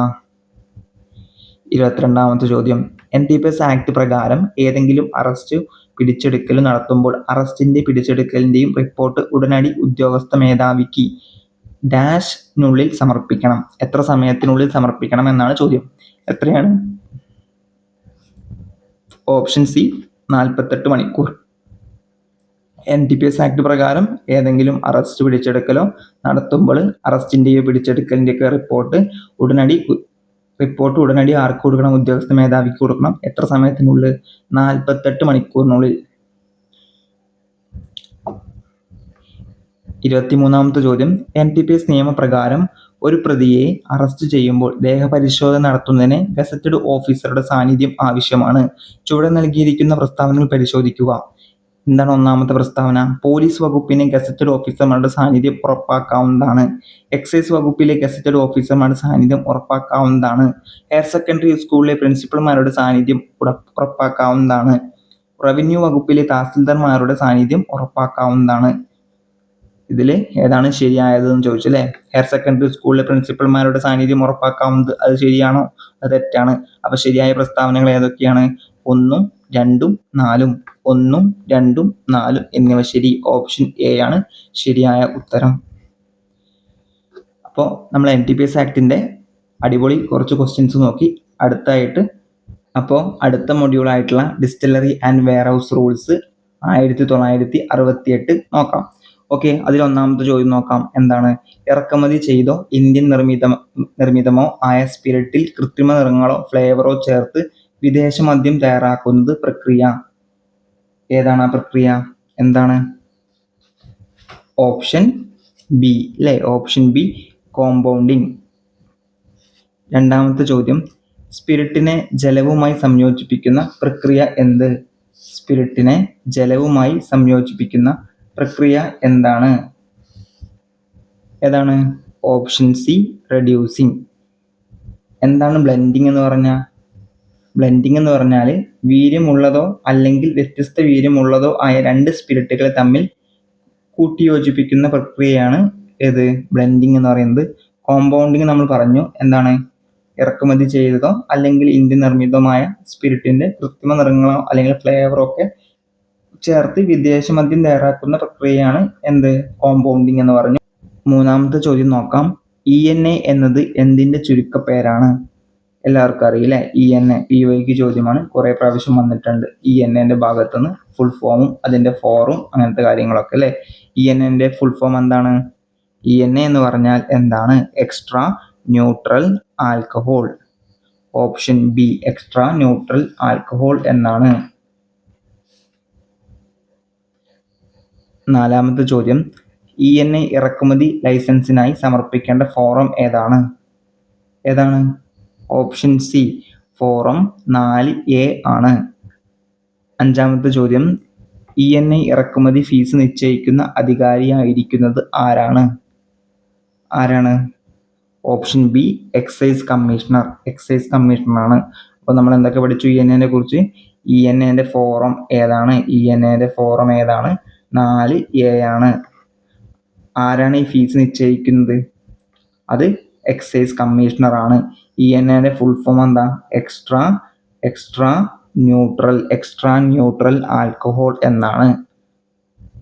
6ാമത്തെ ചോദ്യം, ENA ഇറക്കുമതി ചെയ്യാൻ നിലവിൽ നിശ്ചയിച്ചിരിക്കുന്ന ഫീസ് എത്ര രൂപയാണ്? എത്രയാണ്? ഓപ്ഷൻ സി 10,000 രൂപ. ഓപ്ഷൻ സി 10,000 രൂപ. 7ാമത്തെ ചോദ്യം, ഗേജിംഗ് എന്നത് എന്താണ്? എന്താണ് അളക്കുന്നത്? എന്താണ്? മണ്ണിന്റെ അളവാണോ? സ്പിരിറ്റിന്റെ ശക്തിയും അളവും? ജലത്തിന്റെ നിറമാണോ? വായുവിന്റെ ഭാരമാണോ? ഷുവറായിട്ടും ഉത്തരം ബി ആയിരിക്കും. സ്പിരിറ്റിന്റെ ശക്തിയും അളവും. 8ാമത്തെ ചോദ്യം, ഈഥെയ്ൻ ആൽക്കഹോളിന്റെ രാസസൂത്രവാക്യം എന്ത്? ഈഥെയ്ൻ ആൽക്കഹോളിന്റെ രാസസൂത്രവാക്യം ഏതാണ്? Option B C2H5OH. C2H5OH ആണ് ഈഥെയ്ൻ ആൽക്കഹോളിന്റെ സമവാക്യം. C2H5OH. 9ാമത്തെ ചോദ്യം, പ്രൂഫ് എന്തിനെ സൂചിപ്പിക്കുന്നു? എന്തിനാണ് പ്രൂഫ് സൂചിപ്പിക്കുന്നത്? പ്രൂഫ് സൂചിപ്പിക്കുന്നത് മദ്യത്തിലെ ആൽക്കഹോളിന്റെ അളവ് അല്ലേ? ഓപ്ഷൻ സി മദ്യത്തിലെ ആൽക്കഹോളിന്റെ അളവാണ് പ്രൂഫ് എന്നതുകൊണ്ട് ഉദ്ദേശിക്കുന്നത്. 10ാമത്തെ ചോദ്യം, പ്രൂഫ് വാല്യൂ എങ്ങനെ നിർവചിക്കുന്നു? എങ്ങനെയാണ്? Alcohol percentage into 2. Alcohol percentage into 2 ആണ് പ്രൂഫ് വാല്യൂ കണ്ടുപിടിക്കാനുള്ളത് അല്ലേ? ഓപ്ഷൻ ബി പ്രൂഫ് വാല്യൂ എത്രയാണ്? ആൽക്കഹോളിന്റെ പെർസെൻറ്റേജ് ഇൻറ്റു 2. ഓക്കെ അല്ലേ? അപ്പോൾ 100 പ്രൂഫ് വാല്യൂ ഉള്ളതിൽ ആൽക്കഹോളിന്റെ പെർസെൻറ്റേജ് എത്രയായിരിക്കും? 50% ആയിരിക്കും അല്ലേ? അതുപോലെ തന്നെ 60% ആൽക്കഹോളിന്റെ കണ്ടന്റ് ഉള്ളത് പ്രൂഫ് വാല്യൂ എത്രയായിരിക്കും? 120 ആയിരിക്കും അല്ലേ? ഇത്രയേ ഉള്ളൂ. 11ാമത്തെ ചോദ്യം, താഴെ തന്നിരിക്കുന്നവയിൽ ശരിയായ പ്രസ്താവന ഏതാണ്? ശരിയായ പ്രസ്താവന എന്നാണ് ചോദിച്ചത്. ഏതാണ്? മനുഷ്യർ മധുരപലഹാരമായി ഉപയോഗിക്കുന്ന കട്ടിയുള്ള ഒരു സിറപ്പാണ് മൊളാസസ്. ചതച്ച കരിമ്പിൽ നിന്നോ ഷുഗർ ബീറ്റിൽ നിന്നോ മൊളാസസ് ഉൽപ്പാദിപ്പിക്കുന്നു. മൊളാസിന്റെ നിറം കടും നീല നിറമാണ്. ഓപ്ഷൻ ഡിയും എയും ബിയും ഏതാണ്? ഓപ്ഷൻ ഡി ആണ്. എയും ബിയും ആണ് ശരിയായ പ്രസ്താവന. എന്താണ് സി തെറ്റാണ് കാരണം? മൊളാസസിന്റെ നിറം കടും നീല നിറമാണോ? അല്ല, കടും തവിട്ട് നിറമാണ് എന്ന് ഓർത്ത് വെച്ചേക്കുക. 12ാമത്തെ ചോദ്യം, മൊളാസസിന്റെ ഡിസ്റ്റിലറിയിൽ കടത്തിവിടുന്ന പൈപ്പുകളുടെ നിറം എന്താണ്? പൈപ്പുകളുടെ നിറം എന്താണ്? നീല നിറമാണ്. ഓപ്ഷൻ ബി നീല നിറമാണ്. 13ാമത്തെ ചോദ്യം, പ്രൂഫ് സ്പിരിറ്റുമായി ബന്ധപ്പെട്ട് ശരിയായ പ്രസ്താവനകൾ വായിച്ചു നോക്കാം. 1ാമത്തെ പ്രസ്താവന, എഥനോൾ, വെള്ളം എന്നിവയുടെ മിശ്രിതമാണ്. ശരിയായ പ്രസ്താവനയാണ് അല്ലേ? ശരിയാണ്. എന്നിവയുടെ മിശ്രം, എഥനോളും വെള്ളത്തിന്റെയും മിശ്രിതമാണ് എന്ത്? Proof spirit. അതുപോലെ തന്നെ ലണ്ടൻ പ്രൂഫ് എന്ന പേരിലും ഇത് അറിയപ്പെടുന്നു. അതും ശരിയാണ്. 1 ലിറ്റർ ഓഫ് ആൽക്കഹോളിൽ എത്ര പ്രൂഫ് സ്പിരിറ്റ് ഉണ്ടായിരിക്കും? എത്ര ലിറ്റർ പ്രൂഫ് സ്പിരിറ്റ് ഉണ്ടായിരിക്കും? ഇത്രയാണ് 1.75 ലിറ്റർ ഓഫ് പ്രൂഫ് സ്പിരിറ്റ് ആണ് 1 ലിറ്റർ ആൽക്കഹോളിൽ ഉള്ളത്. അതുകൊണ്ട് എല്ലാം ശരിയാണ്. ഓപ്ഷൻ ഡി എല്ലാം ശരിയാണ് എന്നാണ് കറക്റ്റായ ആൻസർ. 14ാമത്തെ ചോദ്യം, എക്സൈസ് ടിക്കറ്റ് ലോക്സ് ഉപയോഗിക്കുന്നത് എന്തിനാണ്? മദ്യം സൂക്ഷിക്കുന്ന വെസൽസ് സുരക്ഷിതമാക്കാൻ വേണ്ടിയിട്ടാണ് എക്സൈസ് ടിക്കറ്റ് ലോക്സ് ഉപയോഗിക്കുന്നത്. അപ്പോൾ ശരിയായ ഉത്തരം ഓപ്ഷൻ ബി ആണ്. 15ാമത്തെ ചോദ്യം, വൈപ്പിൻ വിഷമദ്യ ദുരന്തം നടന്ന വർഷം ഏതാണ്? ഓപ്ഷൻ സി 1982 വൈപ്പിൻ വിഷമദ്യ ദുരന്തം നടന്ന വർഷം. വൈപ്പിൻ വിഷമദ്യ ദുരന്തം നടന്ന ജില്ല ഏതാണ്? ചോദ്യം വരും. ഏതാണ്? അത് എറണാകുളം ജില്ലയാണ്. ഓക്കെ അല്ലേ? 16ാമത്തെ ചോദ്യം, വിഷമദ്യ ദുരന്തങ്ങൾക്ക് പ്രധാന കാരണം എന്താണ്? എഥനോൾ ആണോ? മെഥനോൾ ചേർക്കലാണോ? വെള്ളം ചേർക്കലാണോ? പഞ്ചസാര ചേർക്കലാണോ? അവസാന 2 ഓപ്ഷൻസ് എന്തായാലും ആയിരിക്കില്ല. ശരിയായ ഉത്തരം ഓപ്ഷൻ ബി മെഥനോൾ ചേർക്കൽ ആണ്. 17ാമത്തെ ചോദ്യം, വാളയാർ മദ്യദുരന്തവുമായി ബന്ധപ്പെട്ട ശരിയായ പ്രസ്താവന എന്ത്? വാളയാർ മദ്യദുരന്തവുമായി ബന്ധപ്പെട്ട ശരിയായ പ്രസ്താവനകൾ ഏതാണ്? 2020 സംഭവം. പാലക്കാട് ജില്ലയിലാണ്. അതും ശരി. മെഥനോൾ ആണ് പ്രധാന കാരണം. അതും ശരിയാണ്. ഓപ്ഷൻ ഡി എല്ലാം ശരിയാണ്. 18ാമത്തെ ചോദ്യം. കേരളത്തിൽ അനുമതിയുള്ള 50 ലിറ്റർ ഇന്ത്യൻ നിർമ്മിത വിദേശ മദ്യം IMFL എന്നാണല്ലോ പറയുക. എത്ര പ്രൂഫ് ലിറ്റർ ആണ്? 37.5 ആണ്. 37.5 ആണ്. ഓക്കെയാണ്. ഓക്കെയാണ്. ഡിസ്റ്റിലറി ആൻഡ് വെയർഹൗസ് ചട്ടങ്ങൾ പ്രകാരം അബ്സല്യൂട്ട് ആൽക്കഹോൾ എന്നാൽ എന്ത്? ഡിസ്റ്റിലറി ആൻഡ് വെയർഹൗസ് ചട്ടങ്ങൾ പ്രകാരം അബ്സല്യൂട്ട് ആൽക്കഹോൾ എന്നാൽ എന്താണ്? എന്താണ് അബ്സല്യൂട്ട് ആൽക്കഹോൾ എന്ന് പറഞ്ഞാൽ എന്താണ്? ഓപ്ഷൻ ബി 95% ഈഥെയ്ൻ ആൽക്കഹോളും 0.5% വെള്ളവും ചേർത്തതിനാണ് അബ്സല്യൂട്ട് ആൽക്കഹോൾ എന്ന് പറയുന്നത്. സ്പിരിറ്റ് കുടിക്കാൻ യോഗ്യമല്ലാതാക്കി മാറ്റുന്നതിനായിട്ട് ഡീനാച്ചുറിങ് ചേർക്കുന്ന വസ്തു ഏതാണ്? ക്രൂഡ് പിരീഡിൻ. PYക്ക് ചോദ്യമാണ്, ശ്രദ്ധിക്കണം. 20ാമത്തെ ചോദ്യം. സ്പിരിറ്റ് കുടിക്കാൻ യോഗ്യമല്ലാതാക്കി മാറ്റുന്നതിന് ചേർക്കുന്ന വസ്തു എന്താണ്? ക്രൂഡ് പിരീഡിൻ. 21ാമത്തെ ചോദ്യം. മെയ്തെയ്ൻ ആൽക്കഹോളിന്റെ ശരിയായ രാസസൂത്രവാക്യം എന്താണ്? Option A CH3OH. മെയ്തെയ്ൻ ആൽക്കഹോളിന്റെ ശരിയായ രാസസൂത്രവാക്യം CH3OH ആണ്. എന്ന് നമ്മൾ ഈഥെയ്ൻ ആൽക്കഹോളിന്റെ പറഞ്ഞില്ലേ? ഈഥെയ്ൻ ആൽക്കഹോളിന്റെ സമവാക്യം C2H5OH. C2H5OH. മീഥെയ്ൻ ആൽക്കഹോൾ ആണെങ്കിൽ CH3OH. ഓക്കെ അല്ലടാ? അപ്പോൾ ഡിസ്റ്റിലറി ആൻഡ് വെയർഹൗസ് റൂൾസിലെ 21 ചോദ്യങ്ങളും നല്ല അടിപൊളി 21 ചോദ്യങ്ങൾ നമ്മൾ ഡിസ്കസ് ചെയ്ത് കഴിഞ്ഞു. ഇനി അടുത്ത മൊഡ്യൂളായിട്ട് വരാം. അടുത്ത മൊഡ്യൂളായിട്ടുള്ള ഫോറിൻ ലിക്വർ റൂൾസ് നോക്കാം. 1ാമത്തെ ചോദ്യം. ഫോറിൻ ലിക്വർ റൂൾസ് നിലവിൽ വന്ന വർഷം ഏതാണ്? Option A 1953. ഇനി നമ്മൾക്ക് ഇതുമായി ബന്ധപ്പെട്ട കുറച്ച് വർഷങ്ങൾ ഓർത്തു വയ്ക്കാം. ഏതൊക്കെയാണ്? അബ്കാരി ആക്ട് എന്നാണ് നിലവിൽ വന്നത്? 1967 അബ്കാരി ആക്ട് നിലവിൽ വന്നത്. NTPS ആക്ട് എന്ന് നിലവിൽ വന്നു. NTPS ആക്ട് നിലവിൽ വന്നത് 1985 NTPS ആക്ട് നിലവിൽ വന്നത്. ഡിസ്റ്റിലറി ആൻഡ് വെയർഹൗസ് റൂൾ എന്നാ വന്നത്? ഡിസ്റ്റിലറി ആൻഡ് വെയർഹൗസ് റൂൾ എന്നാ വന്നത്? 1968 ഡിസ്റ്റിലറി ആൻഡ് വെയർഹൗസ് റൂൾ നിലവിൽ വന്നത്. ഓക്കെ അല്ലേ? 2ാമത്തെ ചോദ്യം നോക്കാം. FFL1 വിദേശ മദ്യ വിൽപ്പന സ്ഥാപനത്തിൽ നിന്ന് ഒരാൾക്ക് ഒരു സമയം വില കൊടുത്ത് വാങ്ങാവുന്ന വിദേശ മദ്യത്തിന്റെ കുറഞ്ഞ അളവ് എത്രയാണ്? ഓപ്ഷൻ ഡി 180 ml ആണ്. 3ാമത്തെ ചോദ്യം. Kerala state beverages corporation limited സ്ഥാപിതമായ വർഷം എന്നാണ്? ഓപ്ഷൻ ബി 1984 അല്ലേ? ഡേറ്റ് ഓർമ്മയുണ്ടോ? Kerala state beverages corporation limited സ്ഥാപിതമായ വർഷം 1984 ഫെബ്രുവരി 23 അല്ലേ? ആസ്ഥാനം എവിടെയായിരുന്നു? തിരുവനന്തപുരം. ഇത്ര കാര്യങ്ങൾ ഓർത്തു വയ്ക്കുക. 4ാമത്തെ ചോദ്യം. Kerala state beverages corporation bar, club എന്നിവിടങ്ങളിൽ മദ്യം വിതരണം ചെയ്യുന്നത് ആരാണ്? FL9 ലൈസൻസി അല്ലേ? 5ാമത്തെ ചോദ്യം. സാധാരണ FL1 ഷോപ്പുകൾ ഒരു ദിവസം എത്ര മണിക്കൂർ മദ്യത്തിന്റെ ചില്ലറ വിൽപ്പന നടത്താം? എത്രയാണ്? ഓപ്ഷൻ ബി 12 മണിക്കൂർ അല്ലേ? പിന്നെ FL1 ലൈസൻസിന്റെ മറ്റു പ്രത്യേകതകൾ എന്തൊക്കെയാണ്? FL1 ലൈസൻസിന് കീഴിൽ വിൽക്കുന്ന മദ്യം കടയുടെ പരിസരത്തിരുന്ന് കഴിക്കാൻ അനുവദിക്കുന്നതല്ല. പിന്നെന്താണുള്ളത്? മറ്റു ആളുകൾക്കും ലൈസൻസികൾക്കൊക്കെ വിദേശ മദ്യം വിൽക്കാൻ പാടില്ല. പിന്നെ സീൽ ചെയ്ത കുപ്പികളിൽ മാത്രമേ മദ്യം വിൽക്കാൻ പാടുള്ളൂ. ഈ കാര്യങ്ങളാണ് ഓർത്തു വയ്ക്കേണ്ടത്. പിന്നെന്തുണ്ട്? ഡിസ്റ്റൻസ് റൂൾ ഉണ്ട്. FL1ന്റെ ഡിസ്റ്റൻസ് റൂൾ എത്രയാണ്? അതായത് ഏതെങ്കിലും വിദ്യാഭ്യാസ സ്ഥാപനം, ക്ഷേത്രം, അതുപോലെ തന്നെ പള്ളി അല്ലെങ്കിൽ പട്ടികജാതി പട്ടികവർഗ കോളനികളൊക്കെ എന്നിവയുടെ 200 മീറ്ററിനുള്ളിൽ FL1 ലൈസൻസ് കടകളൊന്നും പ്രവർത്തിക്കാൻ പാടുള്ളതല്ല എന്ന് പറയുന്നുണ്ട്. ഓക്കെ അല്ലേ? അപ്പോൾ 6ാമത്തെ ചോദ്യം നോക്കുകയല്ലേ? കേരളത്തിൽ ഒരാൾക്ക് നിയമപ്രകാരം കൈവശം വയ്ക്കാവുന്ന പരമാവധി മദ്യത്തിന്റെ അളവ് എല്ലാം ഇതും കൂടി കൂടിയിട്ടുള്ളതാണ് പറയുന്നത് അല്ലേ. എത്രയാണ്? Option B 15 litre. അതിൽ ഏതൊക്കെ വരുന്നുണ്ട്? കള്ള് അല്ലേ. എത്രയാണ്? കള്ളിൻ്റെ അളവ് 1.5 ലിറ്റർ. കള്ള് 1.5 ലിറ്റർ. IMFL എത്രയാണ്? IMFL 3 litre. ബിയർ എത്രയാണ്?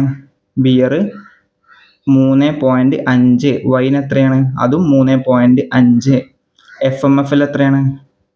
FMFL എത്രയാണ്? 2.5. പിന്നെ കൊക്കോ ബ്രാൻഡി എത്രയാണ്? 1. ഇത് ടോട്ടൽ കൂട്ടിയിട്ട് 15 ലിറ്റർ. അങ്ങനെയാണ് കേരളത്തിലെ ഒരാൾക്ക് നിയമപ്രകാരം കൈവശം വയ്ക്കാവുന്ന പരമാവധി മദ്യത്തിൻ്റെ അളവ് 15 ലിറ്റർ എന്ന് പറയുന്നത്. 7ാമത്തെ ചോദ്യം. കേരള സ്റ്റേറ്റ് ബീവറേജസ് കോർപ്പറേഷൻ ലിമിറ്റഡിൻ്റെ ആസ്ഥാനം നമ്മൾ പറഞ്ഞു ഏതാണ്? തിരുവനന്തപുരം അല്ലേ. എന്നായിരുന്നു നിലവിൽ വന്നത്? 1984 ഫെബ്രുവരി 23 നിലവിൽ വന്നത്. താഴെ തന്നിരിക്കുന്നവയിൽ തെറ്റായ ജോഡികൾ ഏതൊക്കെയാണ്? തെറ്റായ ജോഡികൾ എന്ന് പറയുന്നത് FL4A ക്ലബ് ലൈസൻസ് ശരിയാണല്ലേ. FL6 സ്പെഷ്യൽ ലൈസൻസ് അതും ശരിയാണ്. FL9 beer wine parlour licence എന്നാണ് കൊടുത്തത്. ശരിയാണോ? അല്ല, തെറ്റാണല്ലേ. FL9 എന്ന് പറയുന്നത് വിദേശ മദ്യ മൊത്ത വിൽപ്പന ലൈസൻസ് ആണ്. അപ്പോൾ സി തെറ്റാണ്. ഇനി ഡിയും കൂടി നോക്കാം. ഡി എന്താണ്? FL11 ഏതാണ്? വിദേശ മദ്യം മൊത്ത വിൽപ്പന ലൈസൻസ് എന്നാണ് കൊടുത്തത്. അത് തെറ്റല്ലേ. അത് 9 അല്ലേ.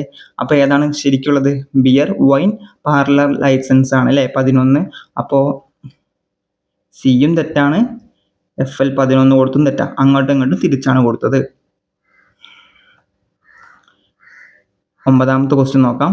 താഴെ തന്നിരിക്കുന്നവയിൽ റെസ്റ്റോറൻറ്റ് ലിക്വർ ലൈസൻസ് നൽകുവാനുള്ള കണ്ടീഷൻ എന്താണ്? ഓപ്ഷൻ ബി അല്ലേ.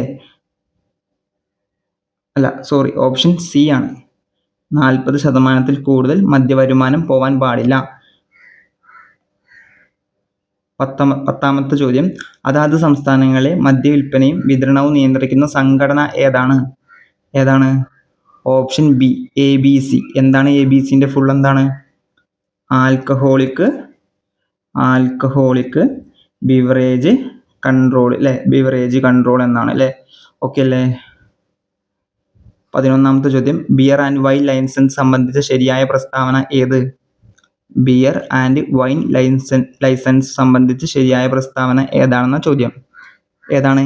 ഓപ്ഷൻ എ എല്ലാ തരത്തിലുള്ള മദ്യം വിൽക്കാം. ശരിയാണോ? അല്ല, തെറ്റാണ് അല്ലേ. ഹാർഡ് ലിക്വർ മാത്രം വിൽക്കാം. ഇല്ല, പറ്റില്ല. ബിയർ ആൻഡ് വൈൻ ഏതാണ്? സോഫ്റ്റ് ലിക്വറിൽ വരുന്നതാണ് അല്ലേ. അപ്പം ഓപ്ഷൻ സി ആണ് അല്ലേ. സോഫ്റ്റ് ആൻഡ് മൈൽഡ് ലിക്വേഴ്സ് മാത്രം വിൽക്കാം. 12ാമത്തെ ചോദ്യം. മദ്യ ലൈസൻസ് പുതുക്കൽ അപേക്ഷയ്ക്കൊപ്പം നൽകേണ്ടതല്ലാത്തത് എന്ത്? എന്താണ്? ചലാൻ കോപ്പി ആവശ്യമുണ്ട്. 25 രൂപയുടെ അപേക്ഷ ഫീസ് തെളിവ് അതും വേണം. പുതുക്കൽ ഫീസ് അതും വേണം. എന്ത് വേണ്ട? ആധാർ കാർഡിൻ്റെ കോപ്പി വേണ്ട. അപ്പോൾ ഓപ്ഷൻ ഡി ആണ് ശരിയായത്. 13ാമത്തെ ചോദ്യം. താഴെ പറയുന്ന ഏത് സാഹചര്യത്തിൽ മദ്യ ലൈസൻസ് റദ്ദാക്കും? ഏതാണ്? നിയമലംഘനം അല്ലേ, റദ്ദാക്കും. ഡ്രൈ ഡേകളിൽ മദ്യം വിറ്റാലും റദ്ദാക്കും. അതുപോലെ തന്നെ പ്രായപൂർത്തിയാക്കാത്തവർക്ക് മദ്യം നൽകിയാലും റദ്ദാക്കും. അപ്പം മുകളിൽ പറഞ്ഞവയെല്ലാം. 14ാമത്തെ ചോദ്യം. വിൽക്കുന്ന ബിയറിൻ്റെയും വൈനിൻ്റെയും കുറഞ്ഞതും കൂടുതലുമായ ആൽക്കഹോൾ വീര്യം യഥാക്രമം എത്രയാണെന്ന്. ഓക്കെ, എത്രയാണ്? ബിയറിൻ്റെ എത്രയാണ്? ഇത് ഇമ്പോർട്ടൻ്റ് ആണ്, ഓർത്ത് വെക്കണം. ബിയറിൻ്റെ എത്രയാണ്? കാണുക വീര്യം, ആൽക്കഹോൾ വീര്യം എത്രയാണ്? 0 മുതൽ 6% വരെ. വൈനാണെങ്കിൽ എത്രയാണ്? വൈനിൻ്റെ 8% മുതൽ 15.5% വരെ അല്ലേ. അപ്പോൾ ഏതാണ് ആൻസർ? യഥാക്രമം 0 മുതൽ 6 വരെയും 8% മുതൽ 15.5. ഓപ്ഷൻ എ അല്ലേ. ഓപ്ഷൻ എ ആണ് ശരിയായ ആൻസർ. ഓക്കെ, ഓപ്ഷൻ എ ആണ്. ബി സെലക്ട് ആവുന്നുണ്ട്, ശ്രദ്ധിക്കണം. ഓപ്ഷൻ എ ആണ് ശരിയായത്. മാർക്ക് ചെയ്യാം. ഓക്കെ, ഓപ്ഷൻ എ ആണ് ശരിയായത്. 15ാമത്തെ ക്വസ്റ്റ്യൻ.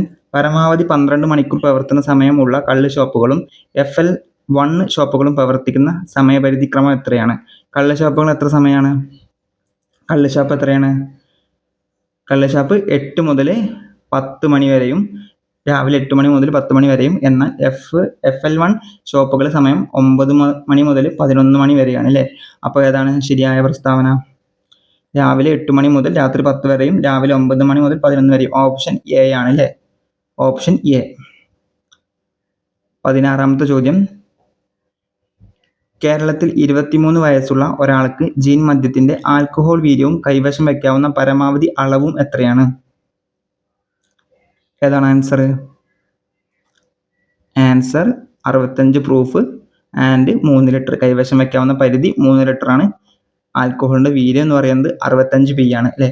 നമ്മൾ പഠിച്ചിട്ടുണ്ടായിരിക്കുക 35 അണ്ടർ പ്രൂഫ് ആയിരിക്കും അല്ലേ പഠിച്ചിട്ടുണ്ടായിരിക്കുക. അതായത് പി കണ്ടുപിടിക്കാൻ എന്ത് ചെയ്യണം? പ്രൂഫ് കണ്ടുപിടിക്കാൻ 100 നിന്ന് UP കുറച്ചാൽ മതി.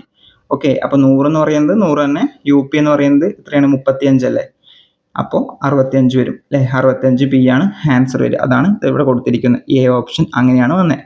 പിന്നെ 3 ലിറ്റർ നമ്മൾ പഠിച്ചതാണ് അല്ലേ. ഏതായിരുന്നു 3 ലിറ്റർ? IMFL കൈവശം വെക്കാനുള്ള പരിധി.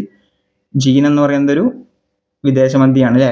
അപ്പോൾ കൈവശം വെക്കാനുള്ള പരിധി എന്ന് പറയുന്നത് 3 ലിറ്റർ ആയിരിക്കും. അങ്ങനെ ഈ ഓപ്ഷൻ എത്തിച്ചേരാം.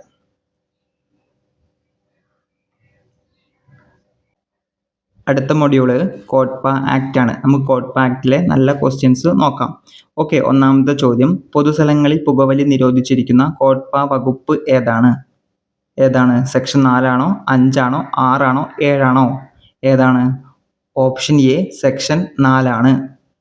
ഈ പൊതുസ്ഥലം എന്ന് ഉൾപ്പെടുന്നത് എന്തൊക്കെയാണ് ഉൾപ്പെടുന്നത്? പൊതുസ്ഥലങ്ങളിൽ ഉൾപ്പെടുന്നത് ആശുപത്രികൾ ഉൾപ്പെടുന്നു, റെയിൽവേ സ്റ്റേഷനുകൾ ഉൾപ്പെടുന്നു, പിന്നെ അതുപോലെ തന്നെ പൊതുഗതാഗതം, വിദ്യാഭ്യാസ സ്ഥാപനങ്ങളുണ്ട്, അതുപോലെ തന്നെ ലൈബ്രറി, ഹോട്ടലുകൾ, ഓഡിറ്റോറിയങ്ങൾ, കോടതികൾ, ഇതൊക്കെ പൊതുസ്ഥലം എന്നതിൽ ഉൾപ്പെടുന്നു. രണ്ടാമത്തെ ചോദ്യം, 18 വയസ്സിന് താഴെ പ്രായമുള്ളവർക്ക് പുകയില ഉൽപ്പന്നങ്ങൾ വിൽക്കുന്നത് നിരോധിച്ചിരിക്കുന്ന വകുപ്പ് ഏതാണ്? ഓപ്ഷൻ ബി ആണ് അല്ലേ. ഓപ്ഷൻ ബി സെക്ഷൻ 6 ആണ്. ഈ വകുപ്പിൽ എന്തൊക്കെ പറയുന്നുണ്ട്? സെക്ഷൻ 6 എന്തൊക്കെയാണ് പറയുന്നത്?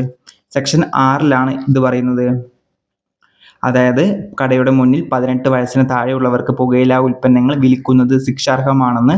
60 നീളത്തിലും 30 സെന്റിമീറ്റർ വീതിയിലും വലുപ്പത്തിൽ കടയുടെ മുന്നിൽ പ്രദർശിപ്പിക്കണം എന്ന് പറയുന്നത് ഈ വകുപ്പ് പ്രകാരമാണ് അല്ലേ.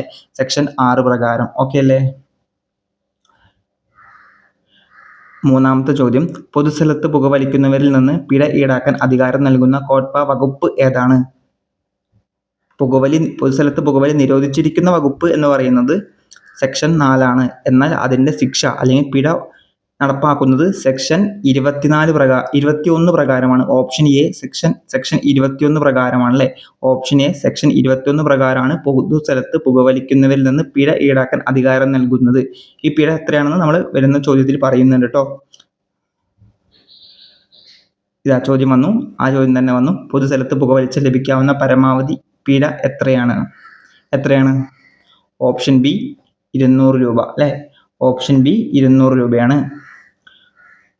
അഞ്ചാമത്തെ ചോദ്യം, കോട്ട്പ ആക്ട് പ്രകാരം എത്ര മുറികളുള്ള ഒരു ഹോട്ടലിലാണ് സ്മോക്കിംഗ് ഏരിയ പ്രത്യേകം സജ്ജീകരിക്കേണ്ടത്? എത്രയാണ്? 30 മുറികൾ. അപ്പോൾ ഓപ്ഷൻ ഡി അല്ലേ. 30 മുറികളിടത്താണ് സ്മോക്കിംഗ് ഏരിയ പ്രത്യേകം സജ്ജീകരിക്കേണ്ടത്. ആറാമത്തെ ചോദ്യം, സ്കൂൾ പരിസരത്ത് 100 യാർഡ് ചുറ്റളവിൽ പുകയില ഉൽപ്പന്നങ്ങൾ വിൽപ്പന നടത്തിയാൽ കോട്ട്പ ആക്ട് പ്രകാരം ചുമത്താവുന്ന കൂടിയ പിഴ എത്രയാണ്? എത്ര രൂപയാണ്? സ്കൂൾ പരിസരത്ത് 100 യാർഡ് ചുറ്റളവിനുള്ളിൽ പുകയില ഉൽപ്പന്നങ്ങൾ വിൽപ്പന നടത്തിയാൽ എത്ര രൂപയാണ് പിഴയായിട്ട് കിട്ടുക? എത്രയാണ്? ഓപ്ഷൻ സി 200 രൂപ അല്ലേ. ഇതിനെക്കുറിച്ച് പറയുന്ന സെക്ഷൻ ഏതാണ്? സെക്ഷൻ 6B അല്ലേ. സെക്ഷൻ 6Bയിലാണ് ഇതിനെക്കുറിച്ച് പറയുന്നത്. സെക്ഷൻ 6Bയിലാണ് ഇതിനെക്കുറിച്ച് പറയുന്നത്. എന്താ പറയുന്നത്? വിദ്യാഭ്യാസ സ്ഥാപനങ്ങൾക്ക് സമീപമുള്ള പുകയില ഉൽപ്പന്നങ്ങളുടെ വിൽപ്പന നിരോധനം ആണ് സെക്ഷൻ 6Bയിൽ പറയുന്നത്.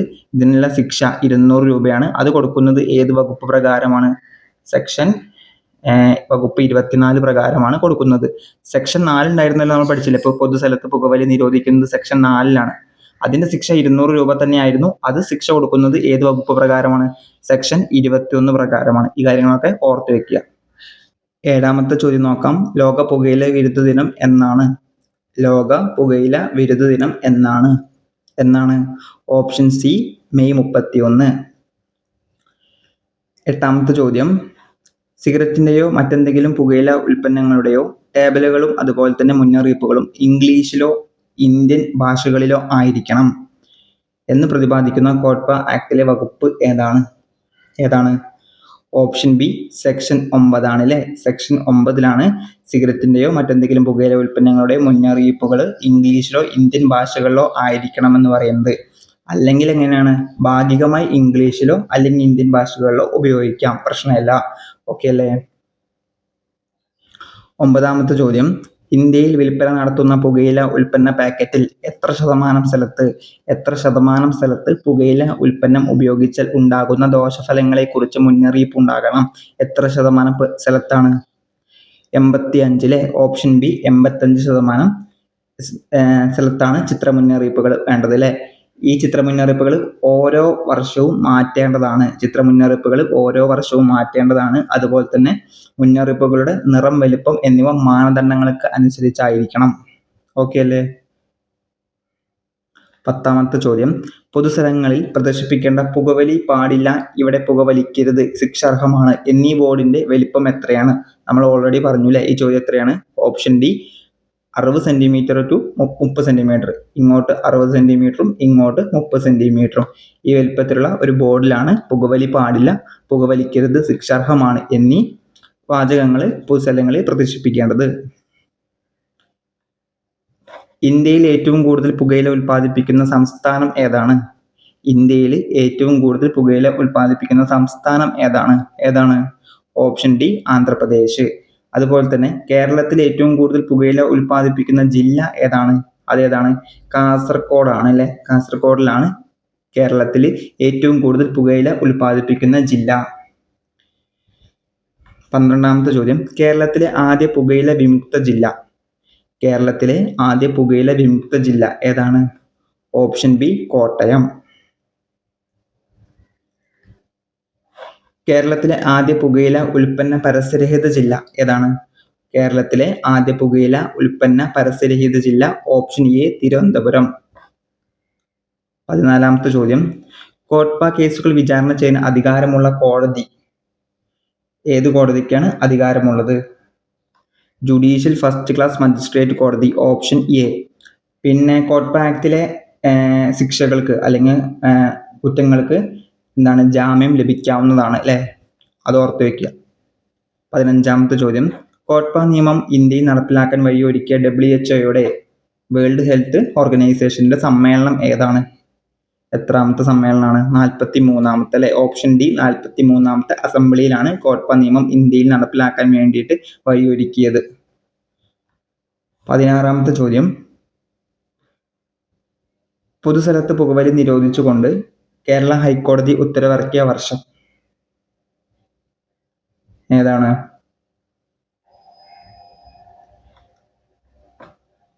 ഓപ്ഷൻ ബി 1999 ജൂലൈ 12 അല്ലെ. ജൂലൈ 12 പൊതുസ്ഥലത്ത് പുകവലി നിരോധിച്ചുകൊണ്ട് കേരള ഹൈക്കോടതി വിധി പുറപ്പെടുവിച്ച കേസ് ഏതാണ്?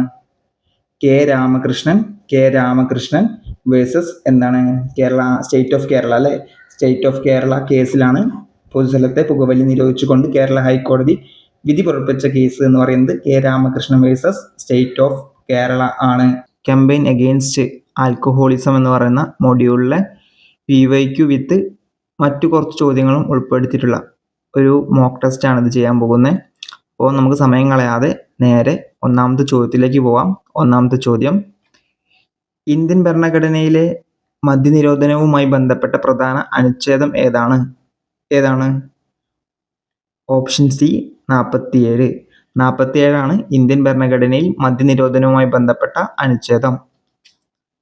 രണ്ടാമത്തെ ചോദ്യം, ആർട്ടിക്കിൾ 47 ഏത് വിഭാഗത്തിൽ ഉൾപ്പെടുന്നു? ഏത് വിഭാഗത്തിലാണ് ഉൾപ്പെടുന്നത്? ഏതാണ്? ഓപ്ഷൻ ബി നിർദ്ദേശക തത്വങ്ങൾ. മൂന്നാമത്തെ ചോദ്യം, സ്റ്റേറ്റ് ലിസ്റ്റിലെ മദ്യവുമായി ബന്ധപ്പെട്ട എൻട്രി നമ്പർ ഏതാണ്?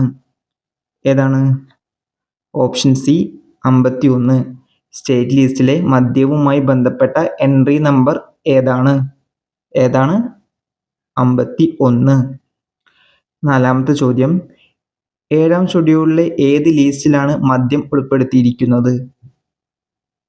ഏതിലാണ്? State list.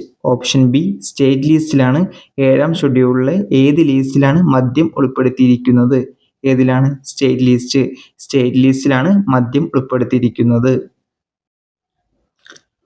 5ാമത്തെ ചോദ്യം, ആർട്ടിക്കിൾ 47 പ്രകാരം എന്ത് നിരോധിക്കണമെന്ന് നിർദ്ദേശിക്കുന്നു? ഏതാണ്? ഓപ്ഷൻ ബി മദ്യം. അല്ലേ? മദ്യമാണ് ആർട്ടിക്കിൾ 47 പ്രകാരം നിരോധിക്കണമെന്ന് നിർദ്ദേശിക്കുന്നത് മദ്യമാണ്, ഔഷധ ആവശ്യങ്ങൾ ഒഴികെ. ഓക്കെ. 6ാമത്തെ ചോദ്യം, മദ്യവുമായി ബന്ധപ്പെട്ട നിയമങ്ങൾ നിർമ്മിക്കാനുള്ള അധികാരം ആർക്കാണ്? മദ്യവുമായി ബന്ധപ്പെട്ട നിയമങ്ങൾ നിർമ്മിക്കാനുള്ള അധികാരം ആർക്കാണ്? ആർക്കാണ്? സംസ്ഥാന സർക്കാരിനെയാണ്. ഓപ്ഷൻ സി സംസ്ഥാന സർക്കാർ. മദ്യവുമായി ബന്ധപ്പെട്ട നിയമങ്ങൾ നിർമ്മിക്കാനുള്ള അധികാരം സംസ്ഥാന സർക്കാരിനെയാണ്. 7ാമത്തെ ചോദ്യം, കേരള സർക്കാർ 2015 ലഹരി വസ്തുക്കളുടെ ദുരുപയോഗം തടയുന്നതിനായി ആരംഭിച്ച പ്രചരണ പരിപാടി ഏതാണ്? ഏതാണ്? ഓപ്ഷൻ ബി സുബോധം. അല്ലേ? സുബോധം 2015 ഏത് സർക്കാരായിരുന്നു? ഉമ്മൻചാണ്ടി സർക്കാർ. അല്ലേ? ഓപ്ഷൻ ബി സുബോധമാണ് ആൻസർ.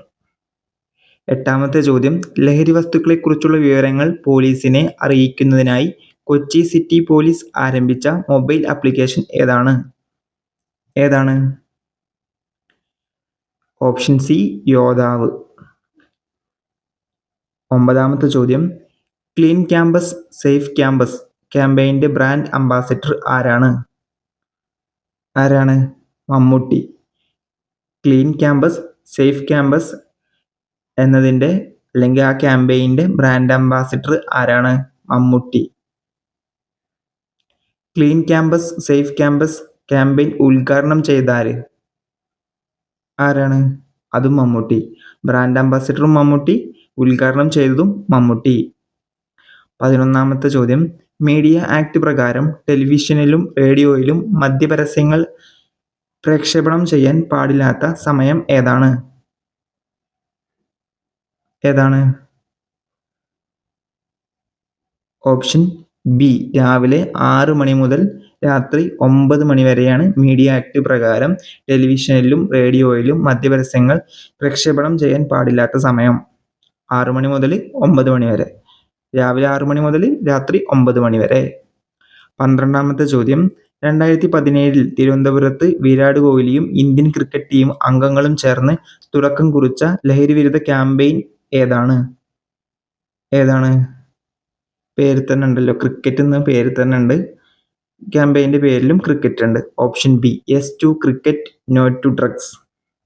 13ാമത്തെ ചോദ്യം, പൊതുസ്ഥലത്ത് മദ്യപിക്കുന്നതും പൊതുക്രമം ലംഘിക്കുന്നതും ക്രിമിനൽ കുറ്റമാണെന്ന് പ്രതിപാദിക്കുന്ന നിയമം ഏതാണ്? ഏതാണ്? Option B criminal code. 14ാമത്തെ ചോദ്യം, ഡ്രൈവർമാർക്ക് രക്തത്തിലെ മദ്യത്തിന്റെ പരിധി നിശ്ചയിക്കുന്ന നിയമം ഏതാണ്? ഓപ്ഷൻ സി റോഡ് ട്രാഫിക് നിയമം.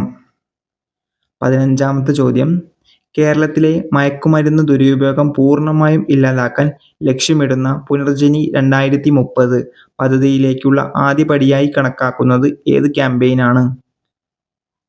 ഏതാണ്? ഓപ്ഷൻ സി സുബോധം. സുബോധം ഏതാണ് വർഷം? 2015. 16ാമത്തെ ചോദ്യം, സുബോധം പദ്ധതിയുടെ പ്രധാന ലക്ഷ്യങ്ങളിൽ ഒന്ന് താഴെ പറയുന്നവയിൽ ഏതാണ്? ഏതാണ്? ഓപ്ഷൻ ബി ഓരോ വർഷവും 1,00,000 പേരെ ലഹരി അടിമത്തത്തിൽ നിന്ന് മോചിപ്പിക്കുക. സുബോധം പദ്ധതി 2015 നിലവിൽ വന്നത്. അതിൻ്റെ പ്രധാന ലക്ഷ്യങ്ങളിൽ ഒന്നാണ് ഓരോ വർഷവും 1,00,000 പേരെ ലഹരി അടിമത്തത്തിൽ നിന്ന് മോചിപ്പിക്കുക. 17ാമത്തെ ചോദ്യം, ലഹരി വിരുദ്ധ ബോധവൽക്കരണ പ്രവർത്തനങ്ങളുടെ പ്രധാന ലക്ഷ്യങ്ങളിൽ ഉൾപ്പെടാത്തത് ഏത്? ഏതാണ്? നമുക്ക് ഓരോന്നും നോക്കാം അല്ലേ. 18 വയസ്സിന് താഴെയുള്ളവരുടെ മദ്യപാനം തടയുക, ശരിയാണ്. മദ്യപാനം മൂലമുണ്ടാകുന്ന ഗാർഹിക പീഡനം കുറയ്ക്കുക, അതും ശരിയാണ്. മദ്യത്തിന്റെ ഉൽപാദനം വർദ്ധിപ്പിക്കുക, അങ്ങനെ ലക്ഷ്യം ഉണ്ടായിരിക്കുമോ? ഇല്ല, അപ്പോൾ അത് തെറ്റാണ്. അപ്പോൾ ലക്ഷ്യങ്ങളിൽ ഉൾപ്പെടാത്തതാണ് ചോദിച്ചത്. ഓപ്ഷൻ സി ആണ് ആൻസർ. 17ാമത്തെ ചോദ്യം കഴിഞ്ഞു. 18ാമത്തെ ചോദ്യം, എക്സൈസ് വകുപ്പ് വിഭാവനം ചെയ്ത സുബോധം പദ്ധതി നടപ്പിലാക്കുന്നത് ആരുടെ നേതൃത്വത്തിലാണ്? ആരുടെയാണ്? സുബോധം പദ്ധതി വർഷം 2015 ഓർക്കണം കേട്ടോ. അതുപോലെ തന്നെ ഇതിൻ്റെ ആൻസർ ഏതാണ്? ഓപ്ഷൻ എ വിവിധ മേഖലകളിൽ നിന്നുള്ള വിദഗ്ധർ ഉൾപ്പെടുന്ന ഉന്നതതല സമിതിയാണ്. 19ാമത്തെ ചോദ്യം, നാളത്തെ കേരളം ലഹരിമുക്ത കേരളം എന്ന 90 ദിവസത്തെ പരിപാടി ഉദ്ഘാടനം ചെയ്തത് ആരാണ്? Option B E Chandrasekharan. 20ാമത്തെ ചോദ്യം, സുബോധം പദ്ധതി ഔദ്യോഗികമായി ആരംഭിച്ച വർഷം ഏതാണ്? നമ്മൾ ഇതുവരെ പറഞ്ഞിരുന്നു. Option B 2015. 21ാമത്തെ ചോദ്യം, yes to cricket no to drugs campaign ഉദ്ഘാടനം ചെയ്ത സ്റ്റേഡിയം ഏതാണ്? Option B Chandrasekharan Nair stadium, Thiruvananthapuram. അതുപോലെ തന്നെ yes to cricket no to drugs ഇത് ഉദ്ഘാടനം ചെയ്തായിരുന്നു ഇന്ത്യൻ ക്രിക്കറ്റ് ടീം. വിരാട് കോഹ്ലിയൊക്കെ വന്നിരുന്നു അല്ലേ? 22ാമത്തെ ചോദ്യം, സുബോധം പദ്ധതിയുടെ ഭാഗമായി പ്രതിവർഷം എത്ര പേരെ ലഹരി അടിമത്തത്തിൽ നിന്ന് മോചിപ്പിക്കാനാണ് ലക്ഷ്യമിടുന്നത്? ഈ ചോദ്യം നമ്മൾ മുന്നേ നോക്കിയതാ. അതിന്റെ ലക്ഷ്യങ്ങളിൽ ഒന്നും വന്നിരുന്നു. എത്ര പേരായിരുന്നു? 1,00,000 പേര് അല്ലേ? ഓപ്ഷൻ സി 1,00,000 പേര്. 23ാമത്തെ ചോദ്യം, ക്ലീൻ ക്യാമ്പസ് സേഫ് ക്യാമ്പസ് പദ്ധതി ഏത് വിഭാഗത്തെ ലക്ഷ്യമിട്ടാണ് ആരംഭിച്ചത്? ഈ പദ്ധതിന്റെ ഉദ്ഘാടനം ചെയ്തത് ആരായിരുന്നു? മമ്മൂട്ടി. നമ്മൾ പറഞ്ഞതാ. ആരായിരുന്നു ബ്രാൻഡ് അംബാസിഡർ? അതും മമ്മൂട്ടി. ഓക്കെ. അപ്പോൾ ക്ലീൻ ക്യാമ്പസ് സേഫ് ക്യാമ്പസ് പദ്ധതി ഏത് വിഭാഗത്തെ ലക്ഷ്യമിട്ടിട്ടാണ് ആരംഭിച്ചത്? ക്യാമ്പസ് എന്ന് കാണുമ്പോൾ തന്നെ നമുക്ക് മനസ്സിലാവും അല്ലേ? ആരാണ്? വിദ്യാർത്ഥികൾ. ഓപ്ഷൻ സി വിദ്യാർത്ഥികൾ. 24ാമത്തെ ചോദ്യം, വിദ്യാഭ്യാസ സ്ഥാപനങ്ങൾക്ക് ചുറ്റുമുള്ള പ്രദേശങ്ങൾ പുകയില വിമുക്തമാക്കുക എന്ന ലക്ഷ്യത്തോടെ ആരംഭിച്ച ക്യാമ്പയിൻ ഏതാണ്? Option B yellow line campaign. 25ാമത്തെ ചോദ്യം, വിമുക്തി മിഷന്റെ സംസ്ഥാന തലത്തിലുള്ള ഘടനയിൽ ചെയർമാൻ ആരാണ്? സംസ്ഥാന തലത്തിലാണ് കേട്ടോ, ഓർക്കണം. സംസ്ഥാന തലത്തിൽ ചെയർമാൻ ആരാണ്? മുഖ്യമന്ത്രി. സംസ്ഥാന തലത്തിൽ വിമുക്തി മിഷന്റെ ചെയർമാൻ മുഖ്യമന്ത്രിയാണ്. വിമുക്തി മിഷന്റെ ബ്രാൻഡ് അംബാസിഡർ ആരാണ്? ഓപ്ഷൻ സി സച്ചിൻ ടെണ്ടുൽക്കർ ആണ്. വിമുക്തി മിഷന്റെ എക്സിക്യൂട്ടീവ് കമ്മിറ്റിയുടെ ചെയർമാൻ ആരാണ്? എക്സൈസ് മന്ത്രിയാണ്. സംസ്ഥാന തലത്തിൽ മുഖ്യമന്ത്രിയാണ് ചെയർമാൻ. എക്സിക്യൂട്ടീവ് കമ്മിറ്റിയിൽ ചെയർമാൻ എക്സൈസ് മന്ത്രിയാണ്. 28ാമത്തെ ചോദ്യം, വിമുക്തി മിഷന്റെ വൈസ് ചെയർമാൻ ആരാണ്? ഓപ്ഷൻ എ എക്സൈസ് വകുപ്പ് മന്ത്രിയാണ് വൈസ് ചെയർമാൻ. വിമുക്തി മിഷന്റെ പ്രവർത്തനങ്ങൾ താഴെ പറയുന്നവയിൽ ഏത് വകുപ്പിന് കീഴിലാണ് നടപ്പിലാക്കുന്നത്? എല്ലാവർക്കും അറിയുന്നുണ്ടായിരിക്കും. ഏതാണ്? എക്സൈസ് വകുപ്പ്. ഓപ്ഷൻ ബി എക്സൈസ് വകുപ്പിന്റെ കീഴിലാണ് വിമുക്തി മിഷന്റെ പ്രവർത്തനങ്ങൾ ഒക്കെ ചെയ്യുന്നത്. 30ാമത്തെ ചോദ്യം, വിമുക്തി മിഷൻ മുന്നോട്ട് വയ്ക്കുന്ന പ്രധാന ആശയം താഴെ പറയുന്നവയിൽ ഏതാണ്? ഓപ്ഷൻ ബി അല്ലേ? നാളത്തെ കേരളം ലഹരിമുക്ത കേരളം. 31ാമത്തെ ചോദ്യം, കേരള എക്സൈസ് വകുപ്പിന്റെ വിമുക്തി ഡി അഡിക്ഷൻ ഭാഗമായി പൊതുജനങ്ങൾക്ക് ലഭ്യമാക്കിയിട്ടുള്ള ടോൾ ഫ്രീ നമ്പർ. 31ാമത്തെ ചോദ്യം ഏതാണ് ആൻസർ? ഓപ്ഷൻ ബി അല്ലേ? 14405. PUK ചോദ്യങ്ങളാണ്, ശ്രദ്ധിക്കണം. കേരള എക്സൈസ് വകുപ്പിന്റെ വിമുക്തി ഡി അഡിക്ഷന്റെ ഭാഗമായി പൊതുജനങ്ങൾക്ക് ലഭ്യമാക്കിയിട്ടുള്ള ടോൾ ഫ്രീ നമ്പറാണ് 14405. ഓക്കെ, 14405. വിമുക്തി മിഷൻ രൂപീകൃതമായത് ഏത് ബജറ്റ് പ്രഖ്യാപനത്തിന്റെ അടിസ്ഥാനത്തിലാണ്? ഏതാണ്? ഓപ്ഷൻ ബി 2016-2017 ബജറ്റിന്റെ അടിസ്ഥാനത്തിലാണ് വിമുക്തി മിഷൻ രൂപീകൃതമായത്. 33ാമത്തെ ചോദ്യം, വിമുക്തി മിഷന്റെ കീഴിൽ സംസ്ഥാനത്ത് എത്ര ഡി അഡിക്ഷൻ സെന്ററുകൾ പ്രവർത്തിക്കുന്നുണ്ട്? എത്രണ്ണാണ്? 14. ഓരോ ജില്ലയിലും ഡി അഡിക്ഷൻ സെന്ററുകൾ പ്രവർത്തിക്കുന്നുണ്ട്. അതുകൊണ്ട് 14 ജില്ലകൾ, 14 ഡി അഡിക്ഷൻ സെന്ററുകൾ. ഓക്കെ. 34ാമത്തെ ചോദ്യം, വിമുക്തിയുടെ ഓരോ കൗൺസിലിംഗ് സെന്ററിലും എത്ര കൗൺസിലർമാരെ സേവനം ലഭ്യമാണ്? എത്ര പേരാണ്? 2 പേര് അല്ലേ? 2 കൗൺസിലർമാരാണ് ഓരോ കൗൺസിലിംഗ് സെന്ററിലും നിലവിലുള്ളത്. 35ാമത്തെ ചോദ്യം, വിമുക്തി മിഷന്റെ സോണൽ കൗൺസിലിംഗ് സെന്ററുകൾ സ്ഥിതി ചെയ്യുന്ന ജില്ലകൾ ഏതെല്ലാം? വിമുക്തി മിഷന്റെ സോൺ കൗൺസിലിംഗ് സെന്ററുകൾ സ്ഥിതി ചെയ്യുന്ന ജില്ലകൾ ഏതെല്ലാം? ഏതൊക്കെ ജില്ലകളിലാണ്? 35 ഓപ്ഷൻ സി ആണ്. തിരുവനന്തപുരം, എറണാകുളം, കോഴിക്കോട് ജില്ലകളിലാണ് സോൺ കൗൺസിലിംഗ് സെന്ററുകൾ സ്ഥിതി ചെയ്യുന്നത്. 36ാമത്തെ ചോദ്യം ഒരു സ്റ്റേറ്റ്മെന്റ് ചോദ്യമാണ് കേട്ടോ. വിമുക്തി മിഷന്റെ ലക്ഷ്യങ്ങളെ സംബന്ധിച്ച് താഴെ പറയുന്ന പ്രസ്താവനകൾ പരിശോധിക്കുക. ലഹരി വസ്തുക്കളുടെ ലഭ്യതയും വിപണനവും ഇല്ലാതാക്കുക. ഓക്കെ. ലഹരി ഉപയോഗിച്ച് തുടങ്ങിയവർക്കായി തിരുത്തൽ പ്രക്രിയയും പുനരധിവാസവും ഉറപ്പാക്കുക.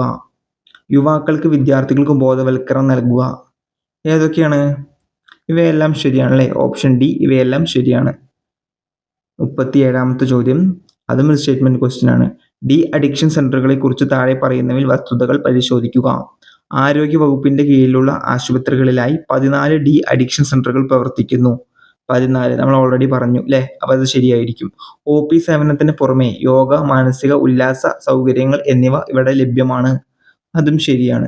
അപ്പോൾ ഏതൊക്കെ ശരി? 1, 2 എന്നിവ ശരി അല്ലേ? 1, 2 എന്നിവ ശരി. 38ാമത്തെ ചോദ്യം കുട്ടികളിലെ മയക്കുമരുന്ന് ഉപയോഗം ചെറുക്കുന്നതിനുള്ള മാർഗം എന്ന നിലയിൽ ലഹരിക്കെതിരെ കായിക ലഹരി എന്ന ആശയം ശക്തിപ്പെടുത്തുന്നതിന് കേരള എക്സൈസ് വകുപ്പ് സ്കൂൾ തലത്തിൽ നടപ്പിലാക്കി വരുന്ന പദ്ധതി ഏതാണ്? ഉണർവ്. ഓപ്ഷൻ എ ഉണർവ് ആണ്. കുട്ടികളിലെ മയക്കുമരുന്ന് ഉപയോഗം ചെറുക്കുന്നതിനുള്ള മാർഗം എന്ന നിലയിൽ ലഹരിക്കെതിരെ കായിക ലഹരി എന്ന ആശയം ശക്തിപ്പെടുത്തുന്നതിന് കേരള എക്സൈസ് വകുപ്പ് സ്കൂൾ തലത്തിൽ നടപ്പിലാക്കി വരുന്ന പദ്ധതിയാണ് ഉണർവ്. 39ാമത്തെ ചോദ്യം ലഹരി വിമുക്ത കേരളത്തിനായി കുടുംബശ്രീയുടെ നേതൃത്വത്തിൽ അവതരിപ്പിക്കുന്ന ക്യാമ്പയിൻ ഏതാണ്? ഓപ്ഷൻ എ ഗോൾ ചലഞ്ച് ആണ്. ലഹരി വിമുക്ത കേരളത്തിനായിട്ട് കുടുംബശ്രീയുടെ നേതൃത്വത്തിൽ അവതരിപ്പിക്കുന്ന ക്യാമ്പയിനാണ് ഗോൾ ചലഞ്ച്. 40ാമത്തെ ചോദ്യം വിമുക്തി മിഷന്റെ ചീഫ് എക്സിക്യൂട്ടീവ് ഓഫീസർ ആരാണ്? എക്സൈസ് അഡീഷണൽ കമ്മീഷണർ ആണ് വിമുക്തി മിഷന്റെ ചീഫ് എക്സിക്യൂട്ടീവ് ഓഫീസർ. 41ാമത്തെ ചോദ്യം വിമുക്തി മിഷന്റെ രൂപീകരിച്ചത് ഏത് വർഷം? വിമുക്തി മിഷൻ രൂപീകരിച്ചത് ഏത് വർഷം? PYQ ചോദ്യമാണ്. Option A 2016. 2016 വിമുക്തി മിഷൻ രൂപീകരിച്ചത്. സുബോധം പദ്ധതി എന്നായിരുന്നു? 2015 ഉമ്മൻചാണ്ടി സർക്കാരാണ് കൊണ്ടുവന്നത് അല്ലേ? അതുപോലെ തന്നെ പിന്നെ പഠിച്ച കാര്യം എന്തൊക്കെ പഠിച്ചു? വിമുക്തി മിഷന്റെ ബ്രാൻഡ് അംബാസിഡർ ആരാ? സച്ചിൻ ടെണ്ടുൽക്കർ ആണ് അല്ലേ? അടുത്ത മൊഡ്യൂളാണ് IT ആക്ട്. IT ആക്ടിൽ നിന്നുള്ള പ്രധാനപ്പെട്ട ചോദ്യങ്ങൾ നോക്കാം. ഒന്നാമത്തെ ചോദ്യം IT ആക്ട് നിലവിൽ വന്ന വർഷം അല്ലെങ്കിൽ IT ആക്ട് നിലവിൽ വന്നത് എന്നാണ്? ഓപ്ഷൻ ബി അല്ലേ? 2000 ഒക്ടോബർ 17. രണ്ടാമത്തെ ചോദ്യം IT ആക്ടിൽ ഒപ്പുവെച്ച ഇന്ത്യൻ രാഷ്ട്രപതി ആരാണ്? ഓപ്ഷൻ എ KR നാരായണനാണ് IT ആക്ടിൽ ഒപ്പുവെച്ച ഇന്ത്യൻ രാഷ്ട്രപതി. IT ആക്ട് എന്ന് നിലവിൽ വന്നു? IT ആക്ട് എന്നാണ് നിലവിൽ വന്നത്? 2000 ഒക്ടോബർ 17. 2000 ഒക്ടോബർ 17 IT ആക്ട് നിലവിൽ വന്നത്. IT ആക്ടിൽ ഒപ്പുവെച്ച ഇന്ത്യൻ രാഷ്ട്രപതി ആരാണ് ചോദിച്ചാൽ KR നാരായണൻ. മൂന്നാമത്തെ ചോദ്യം സെക്ഷൻ 43A പ്രകാരം നഷ്ടപരിഹാരത്തിന് ബാധ്യത ആർക്കാണ്? ഓപ്ഷൻ ബി കോർപ്പറേറ്റ് ബോഡിക്കാണ്. നാലാമത്തെ ചോദ്യം IT ആക്ട് 2000 സെക്ഷൻ 43A എന്തിനോട് ബന്ധപ്പെട്ടിരിക്കുന്നു? എന്തിനോടാണ് ബന്ധപ്പെട്ടിരിക്കുന്നത് 43A? ഓപ്ഷൻ ബി ഡാറ്റ സംരക്ഷണത്തിലെ പരാജയം. അഞ്ചാമത്തെ ചോദ്യം IT ആക്ടിൽ 2000 സെക്ഷൻ 43 പ്രകാരം ശിക്ഷയും നഷ്ടപരിഹാരവും നൽകേണ്ട സാഹചര്യം എന്താണ്?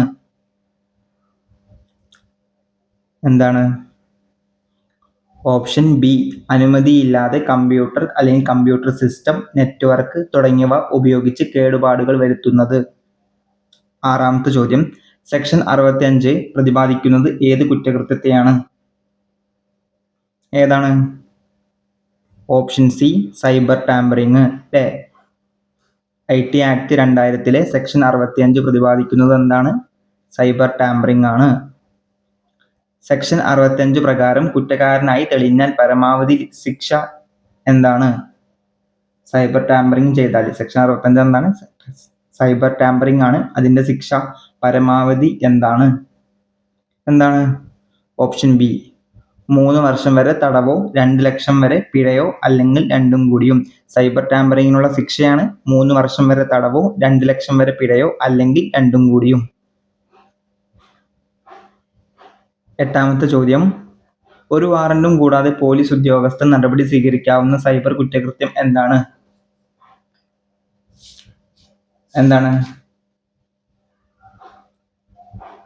Option B cyber tampering. Cyber ടാമ്പറിങ്ങിനെ കുറിച്ച് പ്രതിപാദിക്കുന്ന IT ആക്ടിലെ സെക്ഷൻ ഏതാണ്? സെക്ഷൻ 65. 9ാമത്തെ ക്വസ്റ്റ്യൻ, കമ്പ്യൂട്ടറുമായി ബന്ധപ്പെട്ട കുറ്റകൃത്യങ്ങളെ പ്രതിപാദിക്കുന്ന വകുപ്പ് ഏതാണ്? കമ്പ്യൂട്ടറുമായി ബന്ധപ്പെട്ട കുറ്റകൃത്യങ്ങളെ പ്രതിപാദിക്കുന്ന വകുപ്പ് ഏതാണെന്ന ചോദ്യം. ഏതാണ്? ഓപ്ഷൻ സി സെക്ഷൻ 66 ആണ് അല്ലേ? 66. അതിലാണ് എന്ത് വരുന്നത്? ഒരു കമ്പ്യൂട്ടറിനെയോ അല്ലെങ്കിൽ നെറ്റ്വർക്കിനെയോ സുരക്ഷ ഭേദിച്ച് അതിന് വിവരങ്ങൾ കണ്ടുപിടിക്കുന്ന പ്രക്രിയയാണ് ഹാക്കിംഗ് എന്ന് പറയുന്നത്. 2008 ഭേദഗതി പ്രകാരം ഹാക്കിംഗ് എന്നത് എന്താക്കി മാറ്റി? കമ്പ്യൂട്ടർ റിലേറ്റഡ് ഒഫൻസസ് എന്നാക്കി മാറ്റി. ഓക്കെ അല്ലേ? ഹാക്കിങ്ങിനുള്ള ശിക്ഷ എന്താണ്? 3 വർഷം വരെ തടവോ 5 ലക്ഷം രൂപ വരെ പിഴയോ അല്ലെങ്കിൽ രണ്ടും കൂടിയും. ഓക്കെ, അപ്പൊ 9ാമത്തെ ചോദ്യം നോക്കാം. അനധികൃതമായി മറ്റൊരാളുടെ കമ്പ്യൂട്ടർ സിസ്റ്റത്തിൽ പ്രവേശിക്കുകയോ നിയന്ത്രണം ഏറ്റെടുക്കുകയോ ചെയ്യുന്ന പ്രവൃത്തി എന്ത് കുറ്റമായി പരിഗണിക്കുന്നു? ഇപ്പൊ നമ്മൾ പറഞ്ഞേ ഉള്ളൂ അല്ലേ? എന്താണ്? ഓപ്ഷൻ ബി ഹാക്കിംഗ് ആണ് അതിലെ. ഹാക്കിംഗ് എന്ന പദം 2008 ഭേദഗതി പ്രകാരം ഏത് പേരിലേക്കാണ് മാറ്റിയത്? ഇപ്പൊ നമ്മൾ പറഞ്ഞു അല്ലേ? ഏതാണ്? B. Option B computer related offences. 12ാമത്തെ ചോദ്യം, സെക്ഷൻ 66 പ്രകാരം കുറ്റക്കാരനായാൽ ലഭിക്കാവുന്ന പരമാവധി ശിക്ഷ എന്താണ്? 66. സെക്ഷൻ 66 എന്താണ്? സെക്ഷൻ 66 ഹാക്കിംഗ് ആണ്. ഹാക്കിങ്ങിനുള്ള ശിക്ഷ എന്താണ്? പറഞ്ഞു ഇപ്പോ. എന്താണ്? ഓപ്ഷൻ സി 3 വർഷം വരെ തടവ് അല്ലെങ്കിൽ 5 ലക്ഷം രൂപ പിഴ. 13ാമത്തെ ചോദ്യം, താഴെ പറയുന്നവരിൽ ഏത് തരം ഹാക്കർ നല്ല ഉദ്ദേശത്തോടെ സുരക്ഷാ ദൗർബല്യം കണ്ടെത്തുന്നു? ഏതാണ് നല്ല ഉദ്ദേശത്തോടെ ചെയ്യുന്ന ഹാക്കേഴ്സ് ഏതാണ്? Option B white hat hackers അല്ലേ? 14ാമത്തെ ചോദ്യം, മോഷണം പോയ കമ്പ്യൂട്ടർ റിസോഴ്സ് സ്വീകരിച്ച് ഏത് വകുപ്പ് ബാധകം? ഏതാണ്? മോഷണം പോയ കമ്പ്യൂട്ടർ റിസോഴ്സ് സ്വീകരിച്ചാൽ ഏത് വകുപ്പാണ് ബാധകം? ഏതാണ്? ഓപ്ഷൻ എ 66B അല്ലേ? ഓപ്ഷൻ എ 66B ആണ്. അതിനുള്ള ശിക്ഷ എന്താണ്? അതായത് ഇലക്ട്രോണിക് ഉപകരണങ്ങളുടെ മോഷണം അല്ലെങ്കിൽ മോഷണം പോയ വസ്തുക്കൾ സ്വീകരിക്കുക അല്ലെങ്കിൽ ഉപയോഗിക്കുക എന്നീ കുറ്റകൃത്യങ്ങളെ കുറിച്ച് പ്രതിപാദിക്കുന്ന വകുപ്പാണ് 66B. Section 66B. ഇതിനുള്ള ശിക്ഷ, അങ്ങനെ ഉപയോഗിച്ചാലുള്ള ശിക്ഷയാണ് 3 വർഷം തടവോ അല്ലെങ്കിൽ 1 ലക്ഷം രൂപ പിഴയോ അല്ലെങ്കിൽ രണ്ടും കൂടിയും ലഭിക്കും. ഓക്കെ അല്ലേ? സൈബർ ടെററിസം സംബന്ധിച്ച വകുപ്പ് ഏതാണ്? സൈബർ ടെററിസത്തെ കുറിച്ച് പ്രതിപാദിക്കുന്ന വകുപ്പ് ഏതാണ്? എല്ലാവർക്കും അറിയാം അല്ലേ? ഓപ്ഷൻ സി അല്ലേ? സെക്ഷൻ 66F ആണ് ആൻസർ. 16ാമത്തെ ചോദ്യം, സെക്ഷൻ 66F പ്രകാരം ലഭിക്കാവുന്ന പരമാവധി ശിക്ഷ എന്താണ്? ഇതും BYQ ചോദ്യമാണ്, കുറെ പ്രാവശ്യം ചോദിച്ചിട്ടുണ്ട്. അപ്പൊ എന്തായാലും പഠിക്കണം. 66F എന്ന് പറയുന്നത് സൈബർ ടെററിസം, അതിന്റെ ശിക്ഷ എന്ന് പറയുന്നത് ജീവപര്യന്തം തടവ് വരെ ലഭിക്കാം. അപ്പോൾ ഓപ്ഷൻ സി. 17ാമത്തെ ചോദ്യം, ഒരു ഹാക്കർ സർക്കാർ സെർവറുകൾ തകർത്തുകൊണ്ട് ദേശീയ സുരക്ഷയെ ഭീഷണിപ്പെടുത്തിയാൽ ലഭിക്കാവുന്ന പരമാവധി ശിക്ഷ എന്താണ്? ഇതെന്താ പറയുന്നേ? ചോദ്യം എന്താ പറയുന്നത്? ഒരു ഹാക്കർ സർക്കാർ സെർവറുകൾ തകർത്തുകൊണ്ട് ദേശീയ സുരക്ഷയെ ഭീഷണിപ്പെടുത്തിയാൽ അവിടെ ഏതാണ് വരുന്നത്? സൈബർ ടെററിസം അല്ലേ? അപ്പോൾ ഏത് ശിക്ഷ ലഭിക്കും? ജീവപര്യന്തം തടവ്. ഓപ്ഷൻ സി ജീവപര്യന്തം തടവാണ്. 18ാമത്തെ ചോദ്യം, ഒരു ഇലക്ട്രോണിക് മാധ്യമങ്ങളിലൂടെ ലൈംഗിക ദൃശ്യങ്ങൾ ഉൾപ്പെടുന്ന അശ്ലീല ചിത്രങ്ങൾ അല്ലെങ്കിൽ വീഡിയോകൾ പ്രസിദ്ധീകരിക്കുന്നതും പ്രചരിപ്പിക്കുന്നതുമായ കുറ്റകൃത്യത്തെ പ്രതിപാദിക്കുന്നത് ഏത് വകുപ്പാണ്? ഏതാണ് വകുപ്പ്? 67A ആണ് അല്ലേ? 67A. Option C. 67Aക്കുള്ള ശിക്ഷ എന്താണ്? 67A അല്ലെ? 67നുള്ള ശിക്ഷ എന്താണ്? 5 വർഷം അല്ലെങ്കിൽ 10 ലക്ഷം. ഓക്കെ, 5 വർഷം വരെ തടവും 10 ലക്ഷം രൂപ വരെ പിഴയും ലഭിക്കും. കുറ്റം ആവർത്തിച്ചാലോ എഗെയിൻ ചെയ്താൽ എന്ത് ലഭിക്കും? ആ 5 ഉള്ളത് 7 വർഷമാവും. അതുപോലെ തന്നെ 10 ലക്ഷം രൂപ ഉള്ളത് 10 ലക്ഷം രൂപ ആയിട്ട് തന്നെ കിടക്കും അല്ലെ. 5 വർഷം ഉള്ളത് 7 വർഷമായി മാറും കുറ്റം ആവർത്തിച്ചാൽ. 19ാമത്തെ ചോദ്യം, സെക്ഷൻ 67A പ്രകാരം ആദ്യ കുറ്റത്തിന് ലഭിക്കാവുന്ന പരമാവധി ശിക്ഷ എന്താണ്? നമ്മളിപ്പോൾ പറഞ്ഞിട്ടേ ഉള്ളൂ. ഏതാണ്? 5 വർഷം തടവും 10 ലക്ഷം രൂപ പിഴയാണെന്നാണ് പറഞ്ഞത് അല്ലെ. അപ്പൊ ഏതാണ് ആൻസർ? ഓപ്ഷൻ ബി, 5 വർഷം തടവും 10 ലക്ഷം രൂപ പിഴയും. 20ാമത്തെ ചോദ്യം, സെക്ഷൻ 67A പ്രകാരം കുറ്റം ആവർത്തിച്ചാൽ ലഭിക്കാവുന്ന ശിക്ഷ 10 ലക്ഷം രൂപ തന്നെയാണ്, പക്ഷെ വർഷം 5 മാറിയിട്ട് 7 ആവും, 2 വർഷം കൂടും. അപ്പൊ ഏതാണ്? ഓപ്ഷൻ ബി, 7 വർഷം തടവും 10 ലക്ഷം രൂപ പിഴയും. 21ാമത്തെ ചോദ്യം, പോണോഗ്രഫി സംബന്ധിച്ച കുറ്റകൃത്യങ്ങൾ ഉൾപ്പെടുന്ന വകുപ്പ് ഏതാണ്? ഓപ്ഷൻ സി, 67A അല്ലേ. അതിന്റെ കുറ്റകൃത്യങ്ങളാണ് ഇപ്പൊ നമ്മൾ പറഞ്ഞത്. കുറ്റം ആവർത്തിച്ചാലും നോർമലായിട്ട് ചെയ്യുമ്പോഴുള്ള ശിക്ഷയും നമ്മൾ പറഞ്ഞു. 5ഉം 10 ലക്ഷമാണ്, കുറ്റം ആവർത്തിച്ചാൽ 7ഉം 10 ലക്ഷമാണ്. 22ാമത്തെ ചോദ്യം, ഇന്റർനെറ്റിൽ കുട്ടികളുടെ അശ്ലീല ചിത്രങ്ങൾ പ്രചരിപ്പിക്കുന്നത് തടയുന്നതിനായിട്ട് കേരള പോലീസ് ആരംഭിച്ച പദ്ധതി ഏതാണ്? 22, option B, operation P hunt. Okay അല്ലേ. 23ാമത്തെ ചോദ്യം, കുട്ടികളുടെ അശ്ലീല ചിത്രങ്ങൾ പ്രസിദ്ധീകരിക്കുന്നതും പ്രചരിപ്പിക്കുന്നതുമായ കുറ്റകൃത്യത്തെക്കുറിച്ച് പ്രതിപാദിക്കുന്ന വകുപ്പ് ഏതാണ്? ഓപ്ഷൻ ബി, സെക്ഷൻ 67B ആണ്. സെക്ഷൻ 67Bന്റെ ശിക്ഷ എന്താണ്? 67Bന്റെ ശിക്ഷ എന്താണ്? 5 വർഷം തടവും 10 ലക്ഷം രൂപ പിഴയും. 10 ലക്ഷം രൂപ പിഴയും. കുറ്റം ആവർത്തിച്ചാൽ എന്താണ്? 7 വർഷം തടവും 10 ലക്ഷം രൂപ പിഴയും. ഓക്കെ അല്ലേ. 24ാമത്തെ ചോദ്യം, സെക്ഷൻ 67B ഏത് വിഷയവുമായി ബന്ധപ്പെട്ടതാണ്? ഇപ്പൊ നമ്മൾ പറഞ്ഞു എന്താണ്? Option B, child pornography.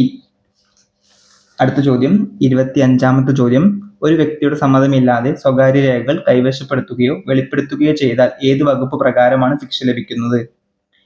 ഏത് വകുപ്പ് പ്രകാരമാണ്?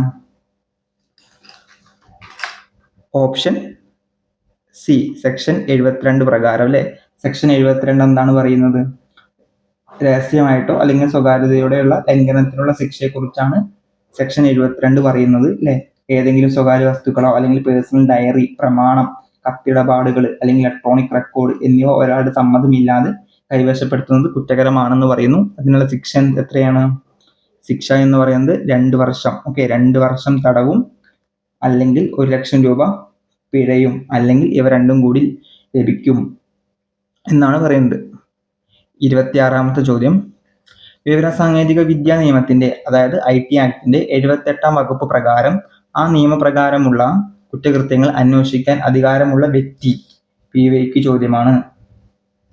ആരാണ്? ഓപ്ഷൻ ബി, ഇൻസ്പെക്ടർ റാങ്കിൽ താഴെയല്ലാത്ത ഒരു പോലീസ് ഉദ്യോഗസ്ഥനായിരിക്കണം 78ാം വകുപ്പിൽ പറയുന്നത്. ആ നിയമപ്രകാരം കുറ്റകൃത്യങ്ങളൊക്കെ അന്വേഷിക്കാൻ അധികാരമുള്ള വ്യക്തി എന്ന് പറയുന്നത് ആരാണ്? ഇൻസ്പെക്ടർ റാങ്കിൽ കുറയാത്ത അല്ലെങ്കിൽ ഇൻസ്പെക്ടർ റാങ്കിൽ താഴെയല്ലാത്ത പോലീസ് ഉദ്യോഗസ്ഥൻ ആയിരിക്കണം. 27ാമത്തെ ചോദ്യം, താഴെ പറയുന്നതിൽ ശരിയായ പ്രസ്താവന ഏത്? ഓരോ ചോദ്യങ്ങളും ഓരോ ഓപ്ഷൻസ് നമുക്ക് വായിച്ചു നോക്കാം. സൈബർ ഭീകരത നടത്തുകയോ അതിന് ഗൂഢാലോചന നടത്തുകയോ ചെയ്യുന്നവർക്ക് 7 വർഷം വരെ തടവ് ശിക്ഷയ്ക്ക് വിധേയരാകും. സൈബർ ഭീകരത എന്താണ്? സൈബർ ടെററിസം ആണ്. 66F ആണ്. എന്തായിരുന്നു ശിക്ഷ? ജീവപര്യന്തം തടവായിരുന്നു ശിക്ഷ. ഓക്കെ അല്ലേ. അപ്പോൾ എ തെറ്റാണ്. ഓപ്ഷൻ എ തെറ്റാണ്. ഓപ്ഷൻ ബി നോക്കാം. സൈബർ ഭീകരത നടത്തുകയോ അതിന് ഗൂഢാലോചന നടത്തുകയോ ചെയ്യുന്നവർക്ക് 10 വർഷം വരെ തടവ് ശിക്ഷയ്ക്ക് വിധേയരാകും. 10 വർഷമാണോ? അല്ല, ജീവപര്യന്തമാണ്. അപ്പോൾ ഓപ്ഷൻ ബിയും തെറ്റാണ്. ഓപ്ഷൻ സി, സൈബർ ഭീകരത നടത്തുകയോ അതിന് ഗൂഢാലോചന നടത്തുകയോ ചെയ്യുന്നവർ ജീവപര്യന്തം തടവ്. നമ്മുടെ ആൻസർ വന്നു, ജീവപര്യന്തം വരെ തടവ് ശിക്ഷയായി വിധേയരാകും. അപ്പോൾ ശരിയായ ആൻസർ ഓപ്ഷൻ സി ആണ്.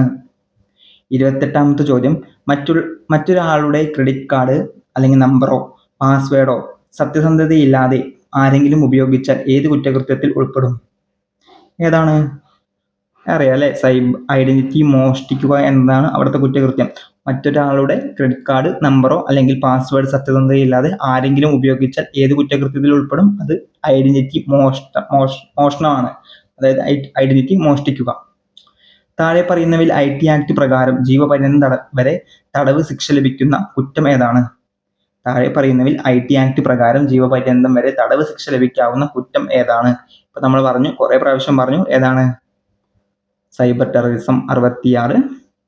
66 F-ലാണ് സൈബർ ടെററിസത്തിനെ കുറിച്ച് പറയുന്നത്.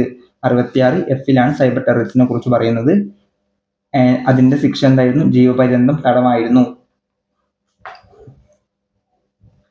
പിന്നെ നമുക്കതിൽ പഠിക്കാനുള്ളത് 66C ഇമ്പോർട്ടൻ്റ് ആണ്. 66C എന്ന് പറയുന്നത് മറ്റൊരു വ്യക്തിയുടെ, ഏതെങ്കിലും വ്യക്തിയുടെ ഇലക്ട്രോണിക് സിഗ്നേച്ചർ, പാസ്വേഡ് മുതലായ കാര്യങ്ങളൊക്കെ സവിശേഷതകൾ ഉപയോഗിച്ച് കുറ്റകൃത്യങ്ങൾ ചെയ്താൽ കുറ്റകൃത്യങ്ങളെ കുറിച്ച് പ്രതിപാദിക്കുന്ന വകുപ്പാണ് 66C. അതിനുള്ള ശിക്ഷ എന്ന് പറയുന്നത് 3 വർഷം അല്ലെങ്കിൽ 1 ലക്ഷം രൂപ പിഴയാണ്. ഓർക്കണം. പിന്നെ ഏറ്റവും ഇമ്പോർട്ടൻ്റ് ആയിട്ടുള്ളത് 66B. നമ്മൾ പറഞ്ഞതാണ് 66B, ഇലക്ട്രോണിക് മോഷണം. ഇലക്ട്രോണിക് ഉപകരണങ്ങളുടെ മോഷണം അല്ലെങ്കിൽ മോഷണം ചെയ്ത വസ്തുക്കൾ സ്വീകരിക്കുക, ഉപയോഗിക്കുക, ഇതൊക്കെ ചെയ്താലുള്ള കുറ്റകൃത്യങ്ങളെ കുറിച്ച് പ്രതിപാദിക്കുന്ന വകുപ്പാണ് 66B. അതിനുള്ള ശിക്ഷ എന്ന് പറയുന്നത് 3 വർഷം, അതുപോലെ തന്നെ 1 lakh, അല്ലേ? ഇത്ര കാര്യങ്ങളൊക്കെ ഓർത്ത് വെക്കാം. അപ്പൊ നമ്മുടെ IT ആക്ടും ഇവിടെ അവസാനിക്കുകയാണ്. അപ്പൊ നമ്മളെല്ലാ മൊഡ്യൂളിൽ നിന്നുള്ള വെരി ഇമ്പോർട്ടൻ്റ് ആയിട്ടുള്ള ചോദ്യങ്ങളെല്ലാം നമ്മൾ ഇപ്പം ഡിസ്കസ് ചെയ്ത് കഴിഞ്ഞു. അപ്പൊ എല്ലാവരും ഈ ചോദ്യങ്ങളൊക്കെ നന്നായിട്ട് പഠിക്കുക. പഠിച്ച ചോദ്യങ്ങൾ വീണ്ടും പഠിക്കുക, മറക്കാതിരിക്കാൻ വേണ്ടി ശ്രമിക്കുക. അപ്പൊ എല്ലാവർക്കും ഓൾ ദി ബെസ്റ്റ്. എക്സാം ഒക്കെ നല്ലപോലെ എല്ലാവരും എഴുതുക.